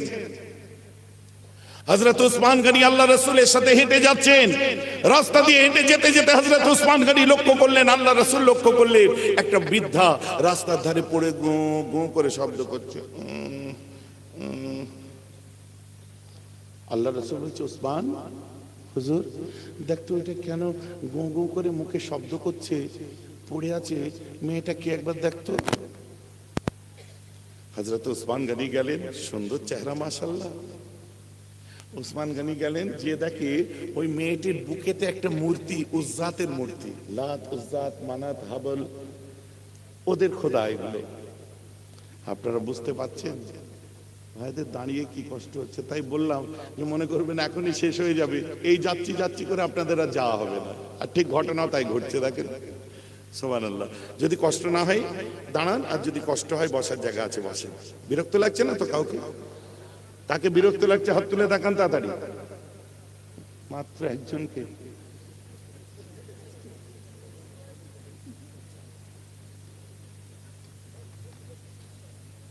ঘটকপুকুরের মানুষের মিজাজ আমি খুব ভালোভাবে বুঝি। কেন বলুন তো? চা ঠান্ডা হয়ে গেছে, গরম করে দাও। কারণ একটা সময় এমন ছিল যে আপনাদের এলাকায় এমন কোনো গ্রাম নেই যে গ্রামটায় আমি বোধহয় জলসা করতে বাকি আছে। কি কথা ঠিক বলছি না ভুল বলছি? ঘটকপুকুর পাশেই চলে যান, খড়গাছি, শ্রীরামপুর, চাঁদপুর, সাঁইহাটি, নিমতলা, অ্যালেন্ডা, বুড়ানগড়, বোদা, আপনার কি বলে বোদরা। এবার এদিক দিয়ে চলে যান বিবি রাইট, ওই কোন গ্রামের নাম বলবো, ওদিকে চলে যান একদম রঘুনাথপুর, ভবরু টবরু, রাধানগর, ভগবানের দেশে সব জায়গায় ঘুরেছে। কথা বলছেন? কোথাও বাদ দিইনি তো। আমাকে নতুন লাগছে নাকি? হ্যাঁ হ্যাঁ, আশা একটু আমি বন্ধ করে দিয়েছিলাম। কেন? আব্বাজান চলে গেলেন। আব্বাজান যাওয়ার ঠিক 6 মাসের মধ্যে আমার বড় আব্বাজান, বড় চাচাজান চলে গেলেন। তারপরে আমি অসুস্থ হয়ে পড়লাম, মন মিজাজ খুব খারাপ হয়েছিল। জলসায় বেরোবো কি বেরোবো না, আর মনের দিক দিয়ে কেমন একটা ভালো লাগছিল না। তারপরে হঠাৎ আমার সব ছোট ভাইগুলো আমাকে, আমি সত্যি তাদেরকে শুকরিয়া জানাই, আমার ছোট ভাই যারা আছে তারা সব বললো, ভাইজান জলসায় বেরোন, নাই আপনার মন মিজাজ খারাপ হয়ে যাচ্ছে, বেরোন বেরোন আবার বেরোন। ছোট ভাইগুলো আমাকে খুব বলতে লাগলো, মিনহাজ ভাই আপনাদের, আব্বাস ভাই আপনাদের, নওশাদ থেকে আরম্ভ করে সব বললো, ভাইজান বেরোন, তারপর দেখা যাবে, আপনি বেরোন তো। আমি ঠিক আছে, নো প্রবলেম, বেরোবো। তো তো ভেবেছিলাম বেরোবো না, তারপর দেখলাম না, একবার নেবে দেখি কি হয়। তো মাশাল্লাহ এই 2-3 দিনের মানে এক সপ্তাহের মধ্যে আমি এই ডেটটার পিছনে আমি অবশ্যই আমি বলার ইচ্ছা প্রকাশ করব। ওই যে হুজুর পাশে এখানে বসেছিলেন না, হ্যাঁ হ্যাঁ, আবু জাফর ভাই বসেছিলেন না, ও কিন্তু আমাদের ফুরফুরা শরীফ থেকে কমপক্ষে না হলেও 20 কিলোমিটার দূরে থাকে। ও ঠান্ডার দিনে প্রত্যেক দিন ও চলে যেত আমার কাছে, কাঁপতে কাঁপতে সোয়েটার পরতেন যে ভাইজান কি হবে। মিটিং চলছে আমার ভিতরে, 3 ঘন্টা 4 ঘন্টা ওয়েট করছি। রাত্রে 10:30টার সময় মিটিং শেষ করে বেরিয়েছি, দেখি ও বসে আছে। তুমি এখনো বসে আছো কেন? ভাইজান কি হবে। ওকে দেখে আমার এত কষ্ট লাগলো। তো আমি এই 2-3টে সভা আমি করি না, এই বেরিয়েছে একটা সভা করি, বাড়ি চলে যাই, কারণ আমার খিদে খুব কম, তো অল্প করি আমি করি। তো তখন আমি ও কোনো দিকে না তাকিয়ে আমার যে ছোট ভাইয়ের মতো আমার শাহ আলম আছে, ওকে বললাম এই ওকে ডেট দিয়ে দে। ভাইজান কোনটা? আমি যা ডেট চাই সেই ডেট দিয়ে দে, যে কোনো টাইমিং আমি করে নেব। তো এই এক সপ্তাহের মধ্যে এই ঘটনাটা ঘটছে। তো সত্যি ওর যে আমি ওর চেহারার দিকে তাকিয়ে কিন্তু আজকের এই জলসা নিয়ে, যার জন্য জলসার প্রচারও খুব একটা আপনারা করতে পারেন না বললেন, তাও মাশাআল্লাহ আল্লাহ যেটা করেন ভালোর জন্যই করেন। খারাপ কি হয়েছে? আপনাদের বিরক্ত লাগছে নাকি? আরেকটু এগোবো? তাহলে যারা বাড়ি যাওয়ার চলে যাবেন না, তাহলে একটু দরুদ শরীফ পড়ুন। আল্লাহুম্মা সাল্লি আলা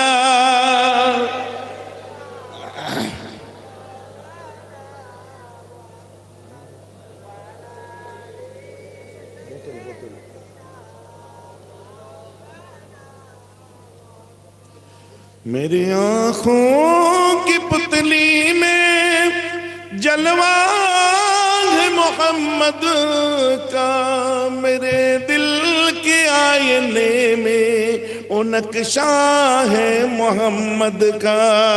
अल्लाहुम्मा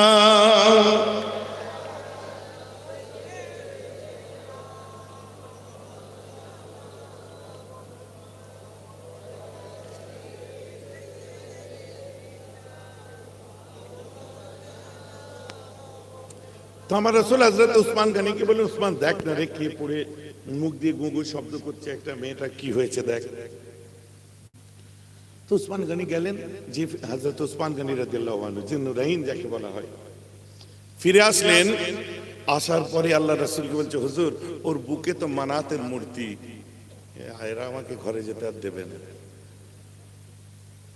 ফের ঝাঁকিয়ে এসে বসছে, মানে এখন আমায় চালাতে বলছে। তো বলছে হুজুর ওর তো মানাতের মূর্তি ইয়েতে, তো মুসলিম নাই হুজুর।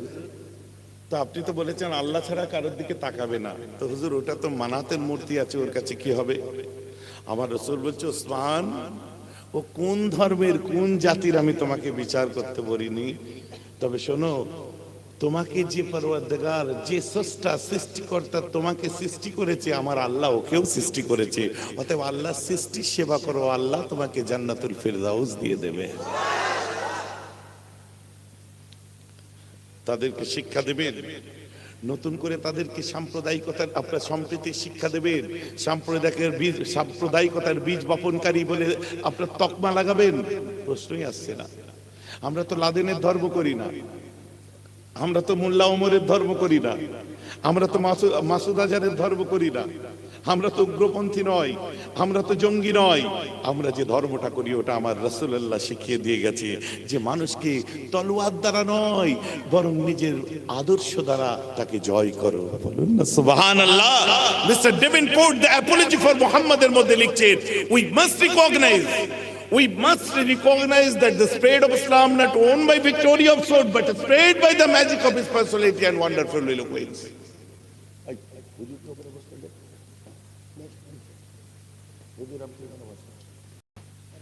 এই যে সালাম কথা আমার বুঝতে পারছেন? We must recognize that the spread of Islam not owned by victory of sword, but spread by the magic of his personality and wonderful eloquence. কলিজা ঠান্ডা হয়ে যাবে। আজ এতদিন মুসলমানরা বলতো ইসলাম তলোয়ারির দ্বারা আসেনি, আদর্শ দ্বারা এসেছে। আজকে মুসলমান নয়, একজন খ্রিস্টান মানুষ ফিলিপকে হিট্টির যিনি পার্টনার এবং সমসাময়িক মানুষ ছিলেন। ফিলিপকে হিট্টি মানে তার ব্যাখ্যা করলে অনেক দূরে যাবে। আজকে যারা হার্ভার্ড ইউনিভার্সিটিতে রিসার্চ করছে তারা জানে, কেমব্রিজে যারা রিসার্চ করছে তারা জানে। বলছে আজ আমি খ্রিস্টান হলেও মানতে বাধ্য হচ্ছি যে সত্যি ইসলাম কখনোই তলোয়ারি সন্ত্রাস দ্বারা আসেনি, এসেছে মুহাম্মাদের মুখের বাণী এবং তার আদর্শ বিশ্ব জয় করে নিয়েছে। কোথায় আছে সে আদর্শ? কি উসমান কোন ধর্মের দেখো না? বলছে না হুজুর ঠিক আছে, যাও ওকে তুলে বাড়িতে নিয়ে এসো। উসমান গনি গেলেন, এই মেয়ে চ, বুড়িমা চলো, তুমি অসুস্থ অবস্থায় পড়ে আছো, মরে যেতে পারো। উসমান গনির দিকে তাকিয়ে সে থুতু ছুঁড়ে দিল, থু করে দিয়ে দিল। উসমান গনি বিশাল ধনী মানুষ, মুখে টুকে লেগে গেল। হুজুর বলে কি? ও তো থুতু দিচ্ছে। হ্যাঁ বলে হ্যাঁ ও থুতু দিচ্ছে হুজুর। আচ্ছা ও এক কাজ করো, কারণ মুখে দাড়ি টাড়ি দেখে না। বলে উসমান গনিকে বলছে হাল আনতা কিলাবুল আহমদ, তুমি কি মুহাম্মাদের কুকুরদের মধ্যে একজন? আল্লাহ রাসূল শুনে ফেলেছে। আল্লাহ রাসূল বলছে বুড়িটা বদমাইশ আছে বুঝলে, তোমাকে থুতু দিচ্ছে আর তোমাকে মুহাম্মাদের কুকুর বলছে।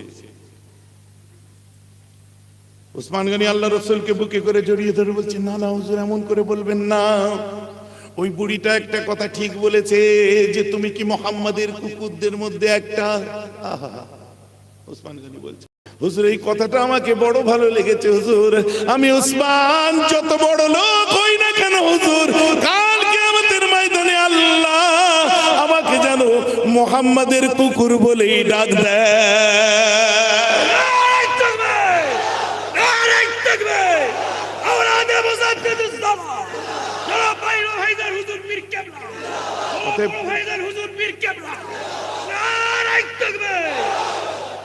অতএব বলছি যে ও তো ভালো কথা বলেছে হুজুর, এই ভাষাটা আমায় ভালো লেগেছে। যা তোকে যেতে হবে না, বেলালকে ডাক। হযরত বেলালের দাড়ি মোবারক খুব কম ছিল, মানে বোঝা যেত না, দেখলে বুঝতে পারবে না মুসলমান নাকি। হযরত বেলালকে যে ডেকেছে, বেলাল চ, বেলাল বেলাল, যে হুজুর কথা কম বলতো, তোকে ওই টিলার পিছনে আল্লাহ রাসূল আছে, তোকে একটু নবীজি। কোথায় গেল বেলাল? তো আশিকে বেলাল। বেলাল বলছে এই যে আমি চললাম। বলছে কথাটা তো শুনে যা। বলছে আপনি তো বলবেন নবীজি আমায় ডাকছে, বলার আগে আমি পৌঁছে যাই। সুবহানাল্লাহ। বলে ও আচ্ছা। বেলাল গেছে, বেলাল যে বুড়িটাকে নিয়েছে, নিয়ে আমার নবীজির বাড়িতে নিয়ে এসেছে। খুব শর্টে সংক্ষেপে বলছি, লম্বা চওড়া করলে বেড়ে যাবে। নবীজির বাড়িতে নিয়ে এসেছে, বাড়িতে নিয়ে আসার পর আম্মাজান খাদিজাকে বলছে এই খাদিজা, বলে কি? বলছে আল্লাহর জান্নাত বিক্রি হচ্ছে। বলে কেন? বলছে একটা বৃদ্ধা মেয়ে নিয়ে এসেছি, সে অসুস্থ অবস্থায় মুমূর্ষ অবস্থায় পড়েছিল রাস্তায়, তো তাকে আমি নিয়ে চলে এসেছি, বাড়িতে তুমি ওর খেদমত করো। আম্মাজান খাদিজা দেখতেছে, বলছে হুজুর ওর বুকে তো মানাতের মূর্তি। বলে ওটা দেখো না, যার বান্দিচ্ছে এটা দেখো। সুবহানাল্লাহ বলে। খেদমত আরম্ভ করলো, মাথার জট টট পরিষ্কার করলো, ফল টল খাইয়ে শরীর চাঙ্গা হতে থাকলো। একদিন আম্মাজান ফাতিমা, সোনার আম্মা আমার, আম্মাজান ফাতিমা পানি নিয়ে যাচ্ছে, পা দিয়ে টিপে টিপে টিপে টিপে পানি নিয়ে যাচ্ছে, আস্তে আস্তে পানি নিয়ে যাচ্ছে। আমার রাসূল বলছে ফাতিমা আব্বু পানিটাই তো পড়ে যেত আর একটু হলে। আমি তো ভয় খেয়ে গেছি, আপনি আমাকে কেমন করে ডেকেছেন। কার পানি নিয়ে যাচ্ছ? বলছে যার পানি নিয়ে যাচ্ছি মনে হচ্ছে আপনাকে নবী বলেও মানে না, আর আপনারা আল্লাহকে আল্লাহ বলেও মানে না, তো তুমি পানি খাওয়াচ্ছ কেন? বলছে আমি এই জন্য, আমি ওনার কথা বলছি না, ওনার জন্য আজকে এই দাওয়াতে আমার এসে পৌঁছাতে পেরেছি। তো যাই হোক, তো তাকে তুমি পানি খাওয়াচ্ছ কেন? বলছে আমি এই জন্যই খাওয়াচ্ছি, আমার মা বলেছে যে উনি কোন জাতের দেখো না, তৃষ্ণার্তকে পানি খাওয়ালে আল্লাহ জান্নাত দেবে বলে। সুবহানাল্লাহ। আমার বক্তব্য ওই জায়গায়, আল্লাহ রাসূলের লাইফস্টাইল পড়ুন, লাইফ হিস্ট্রি পড়ুন, জীবনটাকে দেখুন। অজ্ঞর মতো অবুঝের মতো কথা বলবেন না। আজকে ইতিহাসজ্ঞরা কখনো বলে মুসলমান তোমাদের জন্য পাকিস্তান করে দেওয়া হয়েছে চলে যাও, তোমাদের জন্য বাংলাদেশ করে দেওয়া হয়েছে চলে যাও, তোমাদের এখানে থাকার দরকার কি আছে, প্রয়োজন কি আছে। তারা যখন যা মুখে আসে আমাদেরকে বলে আমরা নাকি সামাজিক নয়, আমরা নাকি দেশদ্রোহী, আমরা নাকি সাম্প্রদায়িক। তাদের চোখে আঙুল দিয়ে দেখিয়ে দিতে চাই মুসলমান সাম্প্রদায়িক নয়, কারণ নবীর ঘরের ছোট্ট বাচ্চাটাও শিক্ষা পায় মুসলিম নয়। মানুষকে পানি খাওয়ালে আল্লাহকে পাওয়া যায়, বলুন সুবহানাল্লাহ। কোথায় বাস করছেন? মূর্খের স্বর্গে বাস করছেন। কথাই কথাই মুসলিমদের তোমাদের তো পাকিস্তান দিয়ে দেওয়া হয়েছে, তোমরা এখানে আছো কেন? কমেন্ট করে আমি পড়ি আর মনে মনে হাসি। আর যখনই আমি পাল্টা চ্যালেঞ্জ করে দিই, হ্যাঁ সেই লেভেলের মানুষ, সেই লেভেলের মানুষকে পাল্টা চ্যালেঞ্জ করে দিই, ধর্মের ভিত্তিতে দেশ ভাগ হয়েছে প্রমাণ করতে পারবেন? আমার ইউটিউবার বন্ধুদের বলবো, অ্যাটেনশন প্লিজ, ধর্মের ভিত্তিতে দেশ ভাগ হয়েছে এটা কি প্রমাণ করতে পারবেন? একটু তাকবীর দিন, নারে তাকবীর। এখন কেউ আসেন, এসে পৌঁছেছেন আমার মুরব্বী চাচা জান হুজুর পীর কেবলা, তাজিমান আমি তাকবীর দিচ্ছি, নারে তাকবীর। চাচা জান হুজুর পীর কেবলা, চাচা জান হুজুর পীর কেবলা, নারে তাকবীর। শুনুন, ধর্মের ভিত্তিতে দেশ ভাগ হয়েছে এটা আজ পর্যন্ত কেউ প্রমাণ করতে পারবে না, এটা প্রমাণিত নয়। হ্যাঁ, পাকিস্তানকে ইসলামিক কান্ট্রি ঘোষণা করেনি, বরং পাকিস্তানকে ইসলাম মুসলিম স্ট্যাটাস দেওয়া হয়েছে। যেমন নাকি নেপাল হিন্দু রাষ্ট্র নয়। বর্তমানে যদি আপনার ওই যত কাণ্ড কাঠমান্ডুতে যদি না হতো তাহলে আপনি বলতে পারতেন রাজতন্ত্র ছিল, কিন্তু বর্তমানে নেপাল হিন্দু রাষ্ট্র নয়, ওখানে হিন্দু স্ট্যাটাস দেওয়া হয়েছে। বাংলাদেশ মুসলিম রাষ্ট্র নয়, ওখানে মুসলিম স্ট্যাটাস আছে, তার মানে গণতন্ত্র আছে। তেমনি ইন্ডিয়া হিন্দু রাষ্ট্র নয়, ইন্ডিয়াতে হিন্দু স্ট্যাটাস আছে, গণতন্ত্র আছে। অতএব পাকিস্তান ওটা মুসলিমদের জন্য ভাগ করে দেওয়া হয়নি। ইতিহাসজ্ঞদের বলতে চাই ইসলামিক স্ট্যাটাস দেওয়া হয়েছিল এবং যারা যাবে চয়েসটা তাদের উপরে ছাড়া হয়েছিল। সুবহানাল্লাহ। Got it? বুঝতে পারছেন আমার কথা? অতএব খাকে হিন্দ যাদের পছন্দ হয়েছে, কারো কাছে সাবুত দিতে প্রমাণ দিতে চাই না আমি দেশভক্ত করি, ভক্তি আমার দেশভক্তির প্রমাণ আমি কাউকে দিতে চাই না।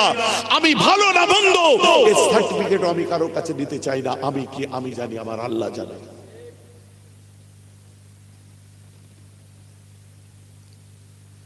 অতএব ওই অন্ধভক্ত দেশকে ভালোবাসি জিন্দাবাদ ফ্রিডম ফাইটারের ঘরের ছেলে, স্বাধীনতা সংগ্রামীর বাড়ির ছেলের কাছে এই অন্ধ দেশভক্তি দেখাতে আসবেন না। ওটা আপনাদের ওদিকে চলে, উত্তর ভারতে। ওটা উত্তর ভারতে চলে। উত্তর ভারতের জন্য কিছু কিছু জায়গা আছে, ইউপি টিউপি এরকম কিছু জায়গা আছে, ওদিকে চলে। কারণ সেখানে তো খাপ পঞ্চায়েত চলে। খাপ পঞ্চায়েত বুঝেন? পুলিশ টুলিশের ব্যাপার নয়, যা বিচার করবে মুখিয়া করবে। আর আমাদের এখানে আপনি ওখানে যেয়ে দেখুন, গুজ্জারদের এলাকায় বানিয়ারা থাকে না, বানিয়াদের এলাকায় আপনার গুজ্জার থাকে না, জাটদের এরিয়ায় কি বলে মাল্লাররা থাকে না, মাল্লারদের এরিয়ায় যাদবরা থাকে না। একটা যদি যাদবদের মেয়ে মাল্লারদের সঙ্গে প্রেম করে তো তাকে পুড়িয়ে মেরে দেওয়া হয়। আমাদের বাংলা সংস্কৃতিতে দিল্লি থেকে ভাষণ দিতে আসছেন আপনারা। বাংলা সংস্কৃতি একটা বিল্ডিং এর 5টা ফ্লোরে 5টা সম্প্রদায়ের মানুষ আমরা বাস করি। আর আমাদের কাছে যখন দুধওয়ালা দুধ দিয়ে যায়, পানিওয়ালা পানি দিয়ে যায়, তখন আমাদের নিচে থেকে আমাদের ফ্লোরে যারা থাকে সেটা অভিজিতের বউ হতে পারে, আর বেহরাব সিদ্দিকীর মেয়েও হতে পারে, বা ছেলে হতে পারে, বা বউ হতে পারে, একসঙ্গে দুধটা নিয়ে যে কলিং বেল বাজিয়ে, দিদি ভাই তোমার দুধ দিয়ে গেছে নিয়ে নাও, পানি দিয়ে গেছে নিয়ে নাও, বা ও খুলে দিয়ে ভাবি আপনার দুধ দিয়ে গেছে নিয়ে নিন। আমরা এই সংস্কৃতিতে বাস করি। আমাদের কাছে দেশভক্তি উত্তর ভারত থেকে শিখাতে আসবেন না। আর দুর্বল কথাবার্তা আমাদেরকে বলবেন না। সামাজিকতা কি জিনিস আমরা জানি, সম্প্রীতি কাকে বলে আমরা জানি, ভ্রাতৃত্ব বন্ধুত্ব কাকে বলে আমরা জানি। নতুন করে ওটা দিদিদের কাছেও শিখবো না, দাদাদের কাছেও শিখবো না। ও শিক্ষা ছোটবেলায় আমাদের বাবা মারা আমাদেরকে দিয়ে রেখেছে। অতএব পলিটিক্স করুন, রাজনীতি করুন, এইসব ডায়লগ বাজি জুমলাবাজি বন্ধ করে করুন। উন্নয়নের নিরিখে করুন, পিছিয়ে পড়া মানুষের অধিকারের নিরিখে করুন, সুশাসনের নিরিখে আপনারা জুমলা আপনার নির্বাচন করুন।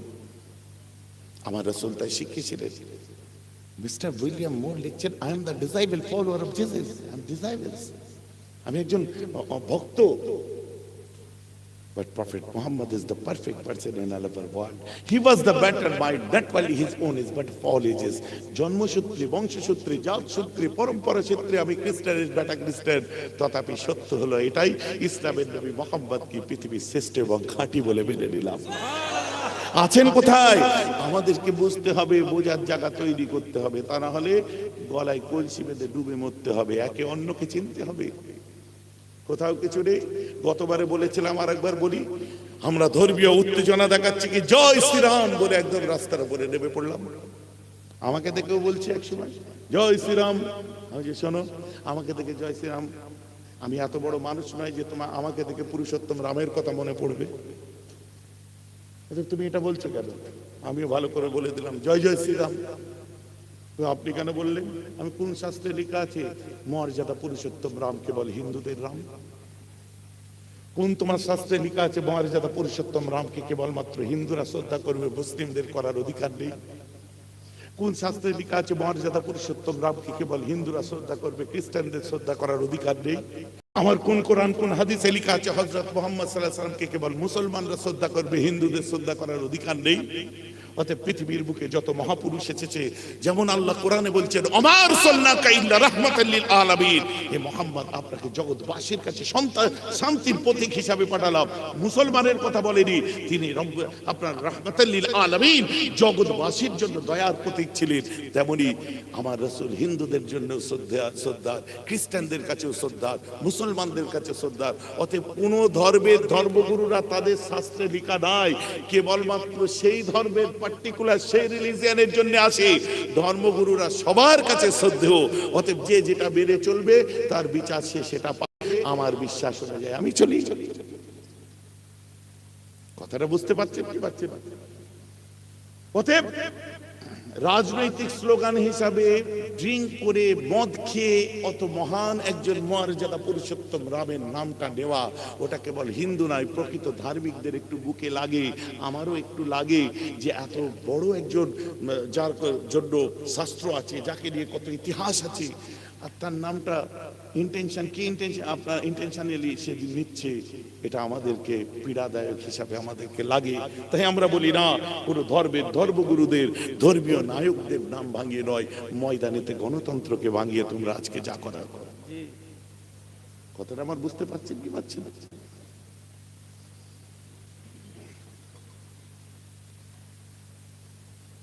এবারে বিরক্ত লাগছে?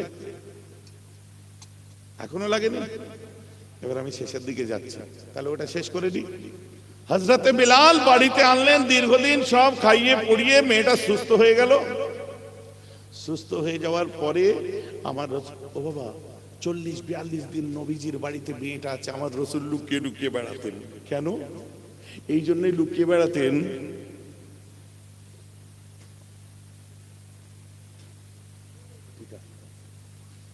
কেন লুকিয়ে বেড়াতেন? যে ও আল্লাহ রাসূলকে দেখে সহ্য করতে পারতো না, বরদাস্ত করতে পারতো না। আল্লাহ রাসূলকে দেখলে জ্বলে উঠতো। তাই নবীজি নিজেই লুকিয়ে লুকিয়ে চলতেন। নবীজি নিজেই লুকিয়ে লুকিয়ে চলতেন। কথাটা বুঝতে পারছেন? মেয়েটাকে বললে চ, সুস্থ হয়ে গেছিস, তোর বাড়ি কোথায় বল, সেখানে ছেড়ে দেবো। হযরত বেলালকে বলছে তুই কি মোহাম্মদের কুকুর নাকি রে? তুই কি মোহাম্মদের গোলাম? মানে নবীকে এত ঘৃণা করতো। বেলাল বলছে মাথা এক্ষুনি ঘাড় মটকে দেবো, এক্ষুনি বুঝতে পারবি, রাগাসনি, মাথা গরম করিসনি। আমার রাসূল পাশ থেকে বলছে বেলাল এতদিন ধরে খাইয়ে পরিয়ে সুস্থ হলো, আর আমার রাসূলকে রাসূল সম্পর্কে যদি এমন কথা বলে, কলিজাটা কানা হয়ে যাবে না? আম্মা জান ফাতিমা দেখলেন মাথা হ্যাঁ, হযরতে খাদিজাতুল কুবরা দুপাট্টা মোবারকটা মুখে দিয়ে চোখ ভরা পানি আল্লাহ রাসূলকে দেখছে। নবীজি আমার মাথা হেঁট করে আছেন, মাথা হেঁট করে আছেন। দরজা দিয়ে বার হয়ে গেল। এ বেলাল বল না রে, তুই কি সত্যি মোহাম্মদের গোলাম? মোহাম্মদ কিন্তু লোক ভালো না, ও খুব খারাপ লোক, আমি একদম পছন্দ করি না।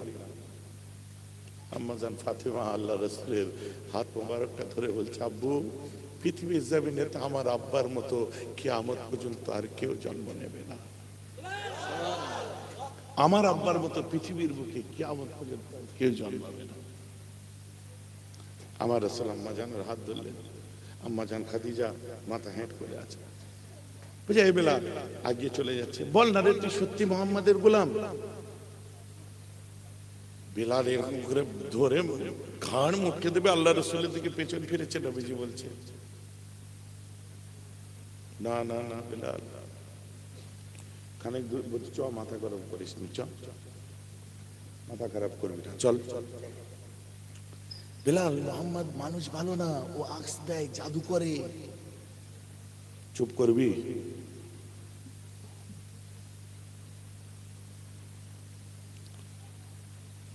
তুই একটা জিনিস জানিস যে মোহাম্মদের দিকে একবার যাই তাকে আর ফিরতে দেয় না। একদম সলিড কথা বলেছে, সুবহানাল্লাহ বলেন। এই কথা একদম পারফেক্ট, যে একবার আমার রাসূলের দিকে এসেছে ও আর ফিরতে পারে না। যে মোহাম্মদ হচ্ছে জাদুকর, মোহাম্মদ আজ দেয়, মোহাম্মদ মানুষ ভালো না, দেখতে কুৎসিত, কি বিচ্ছিরি দেখতে, স্বভাব চরিত্র ভালো নয়, অমুক নয় তমুক নয়, এই নয়। ঘাড় মুটকে দেবো রেগে, যে বেলাল এবার মাথাটা ধরে আছাড় মারবে। পিছন দিকে তাকিয়ে আল্লাহর রাসূল দুটো হাত টেনে বলে, না না না বেলাল, ওকে তুই জানে মেরে দিস না, ওকে তুই মাফ করে দে না বেলাল, এমনটা করিস না। বেলাল কাঁদছে, তুই পাগল টাগল আছিস নাকি? বলে, ছাড়লি কেন? মারতে যে ছেড়ে দিলি কেন? বলে, তুই বুঝবি না, আমি বরদাস্ত করতে পারছি না, তোকে কি বলি, আমার অর্ডার নেই বলার। ওটা কি হয়েছে তুই বল। পাগল, তুই কার বাড়িতে ছিলি এতদিন? কার? ওটাই তো মোহাম্মদের বাড়িতে ছিলি। হ্যাঁ রে পাগল, তোকে কে পানি এনে খাওয়াতে? একটা মেয়ে, হ্যাঁ সোনার মেয়ে, চাঁদ কপালি মেয়ে, জানের মতো মেয়েটা রে, কি সুন্দর দেখতে। বুঝছো ওইটাই মোহাম্মদের মেয়ে? বলো না সুবহানাল্লাহ। তোকে কে রান্না করে খাওয়াতো? তোর মাথার চুলে বিনুনি করে দিত কে? তোর পিচ্ছাপ পায়খানা পরিষ্কার করেছিল কে? বলছে, আহারে খুব ভালো, খুব ভালো, ওর তুলনা হয় না, পৃথিবীতে এত ভালো মেয়ে আমি কোনোদিন দেখি নাই। বলছে, ওটা তো মোহাম্মদের স্ত্রী। বলছে, আজ এখন তুই বেঁচে আছিস কেন তুই জানিস? বলে, কি? ঘাটটা ঘুরিয়ে দিয়ে বলে, ওই দেখ। বলে, অত সুন্দর দেখতো এই মানুষটাকে, আর হাত ধরে কি বারণ করছে রে? বলছে, ওই বারণটার জন্যই তো বেঁচে আছিস, নাহলে তোকে কখন উড়িয়ে দিতাম। কে ওটা এত সুন্দর দেখতে কেন? বলছে, ওটাই তো হচ্ছে আমার জান, আমার কলিজা, ওটাই আমার প্রাণ, ওটা আমার ঈমান, ওর কদমেতেই আমার মা বাপ কুরবান, ওটা আমার কলিজা, আমার রাসূল। ও বারণ করছে, ওই জন্য তো তোকে মারতে পারছি না। মাথাটা হেঁট করে নিয়েছে, খানিকক্ষণ দাঁড়িয়ে থেকেছে। এই বুড়ি চ। না, কি চরে চ। মানাতে মূর্তিটা, জাতের মূর্তিটা হাত থেকে দূরে ফেলে দেয়। কি হলো? চুপ করে আছিস? ওরে, আমি তো মানুষ, আর মানুষেরই তো ভুল হয়। ওই মোহাম্মদ এত কিছু আমার করলো, বলছে, হ্যাঁ, ওকে যে শুনিয়ে দে, এটাই যদি ওর ইসলাম হয়, আমি ওর সামনে দাঁড়াতে আর পারবো না, তবে আমি মনে মনে আজ থেকে ওর গোলাম হয়ে গেলাম।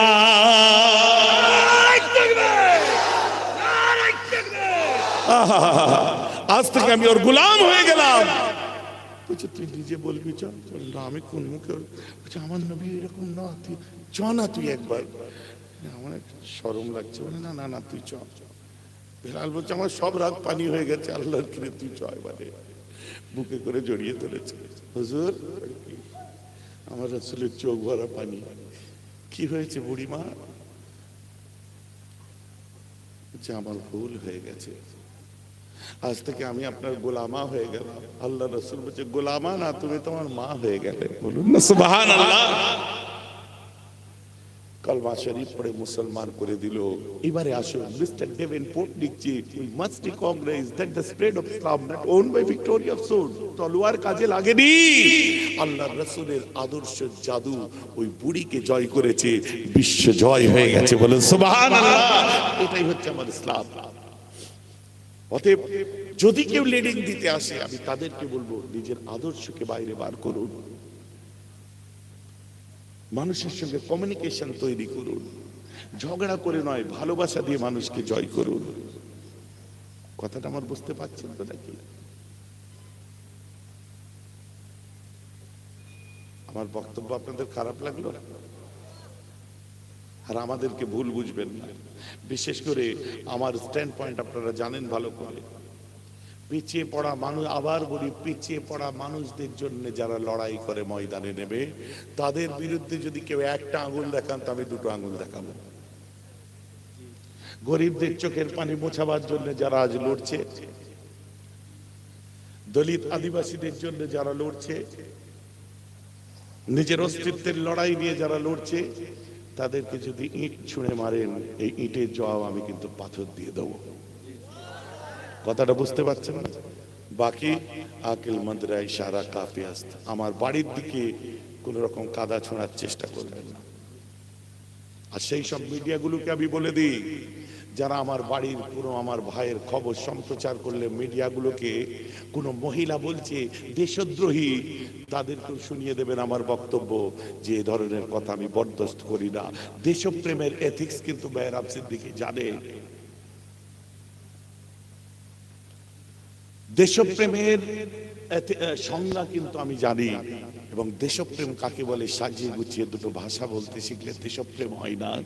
আর আপনাদেরকে কেউ অথরিটি দেয়নি, এবং কেউ এই কথা বলেনি, রাষ্ট্রপতি কোনো চিঠি করে দেয়নি, বা সুপ্রিম কোর্টের কোনো ফরমান আসেনি আপনার উপরে যে আপনি জাজ করুন যে কে দেশদ্রোহী আর কে নয়, আপনি জাজ করুন কে সাম্প্রদায়িক নয়। এই জাজ করার অধিকার আপনাকে কেউ দেয়নি। সো আপনার কথা বলতে গেলে একবার নয় 100 বার মুখ সামলে বলা উচিত। আজ আপনাদের কাছে দোয়া নিলাম। বক্তব্যের আলোচ্য বিষয় কি কি ছিল? সামাজিকতা, সাম্যবাদ, মূলনীতি, ন্যায়, নিষ্ঠা, সম্প্রীতি, সুশাসন। ভুল ব্যাখ্যা করবেন না। এই বলে আজ আপনাদের কাছ থেকে বিদায় দিই। একটু আমার নবীজির উপরে সালামের নাজরানা পেশ করি আমরা। হ্যাঁ হ্যাঁ, গলা বসে গেছে। কটা বাজে জানেন? কটা বাজে? 11:30। ব্যাপার তো চলুন আমি একটু হাত গুটাই। কেন জানেন? মারামারি করার জন্য না, আমার অ্যালার্জির ধাত আছে, ঘামেতে আমার জামা। অনেকে কমেন্ট করে আমার ইউটিউবারদের, এত হাতা গোটাবার কি আছে? এই যে পড়ে থাকলে আমার একটু অ্যালার্জির ধাত আছে, এই দেখুন এইসব এই যে বার হচ্ছে, এইসব বার হচ্ছে, যার জন্য ঘেমে গেলে আমি হাতটা একটু বাইরে বার করে দিই। এটা আদবের খেলাফ, কিন্তু মারপিট আমি জীবনে করিনি। কথা বুঝতে পেরেছেন? কিন্তু অন্যায় করলে ছাড়ি দিই। কেন বলেন তো? আমরা মার খেতেও জানি, মারতেও জানি। সে মার হবে গণতন্ত্রের মার, ব্যালটের মার, সে মার হবে সংবিধানের মার। কথা বুঝতে পেরেছেন? যাই হোক, রাগ করলে হবে না, দুঃখ নিলে হবে না। আপনি প্রথম কথাটা কি বলবো, আপনি পরে টিএমসি, আগে আমার। আপনি পরে সিপিএম, আগে আমার। আপনি পরে লিডার, আগে আমার।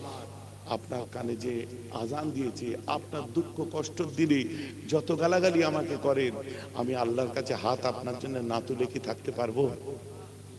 কথা বুঝতে পারছেন না? অতএব আমাদের সকলকে সুন্দরভাবে, সুষ্ঠুভাবে, সৎপথে চলার আল্লাহ তৌফিক দিক। সকলে বলুন আমিন।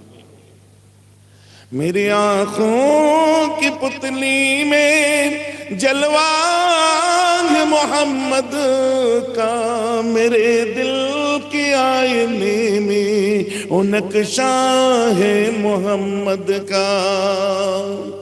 कोई जन्नत में जाएगा, कोई दोज़ख में पहुंचेगा, और मदीने की तरफ दौड़ेगा दीवाना मोहम्मद محمد کا حب احمد ازل ہی سے سینے میں ہے میں یہاں ہوں میرا دل مدینے میں ہے اللہم صلی علی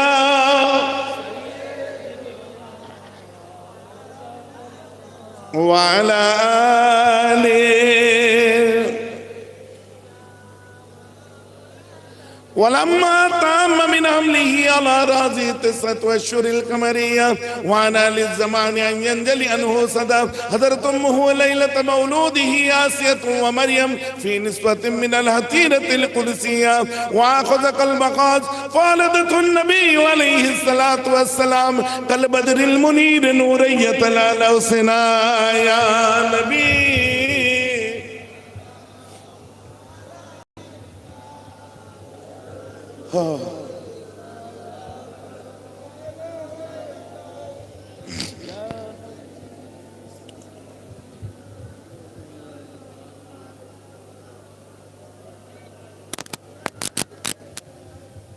طلع البدر علينا من ثنية الوداع وجب الشكر علينا ما دعا لله داعي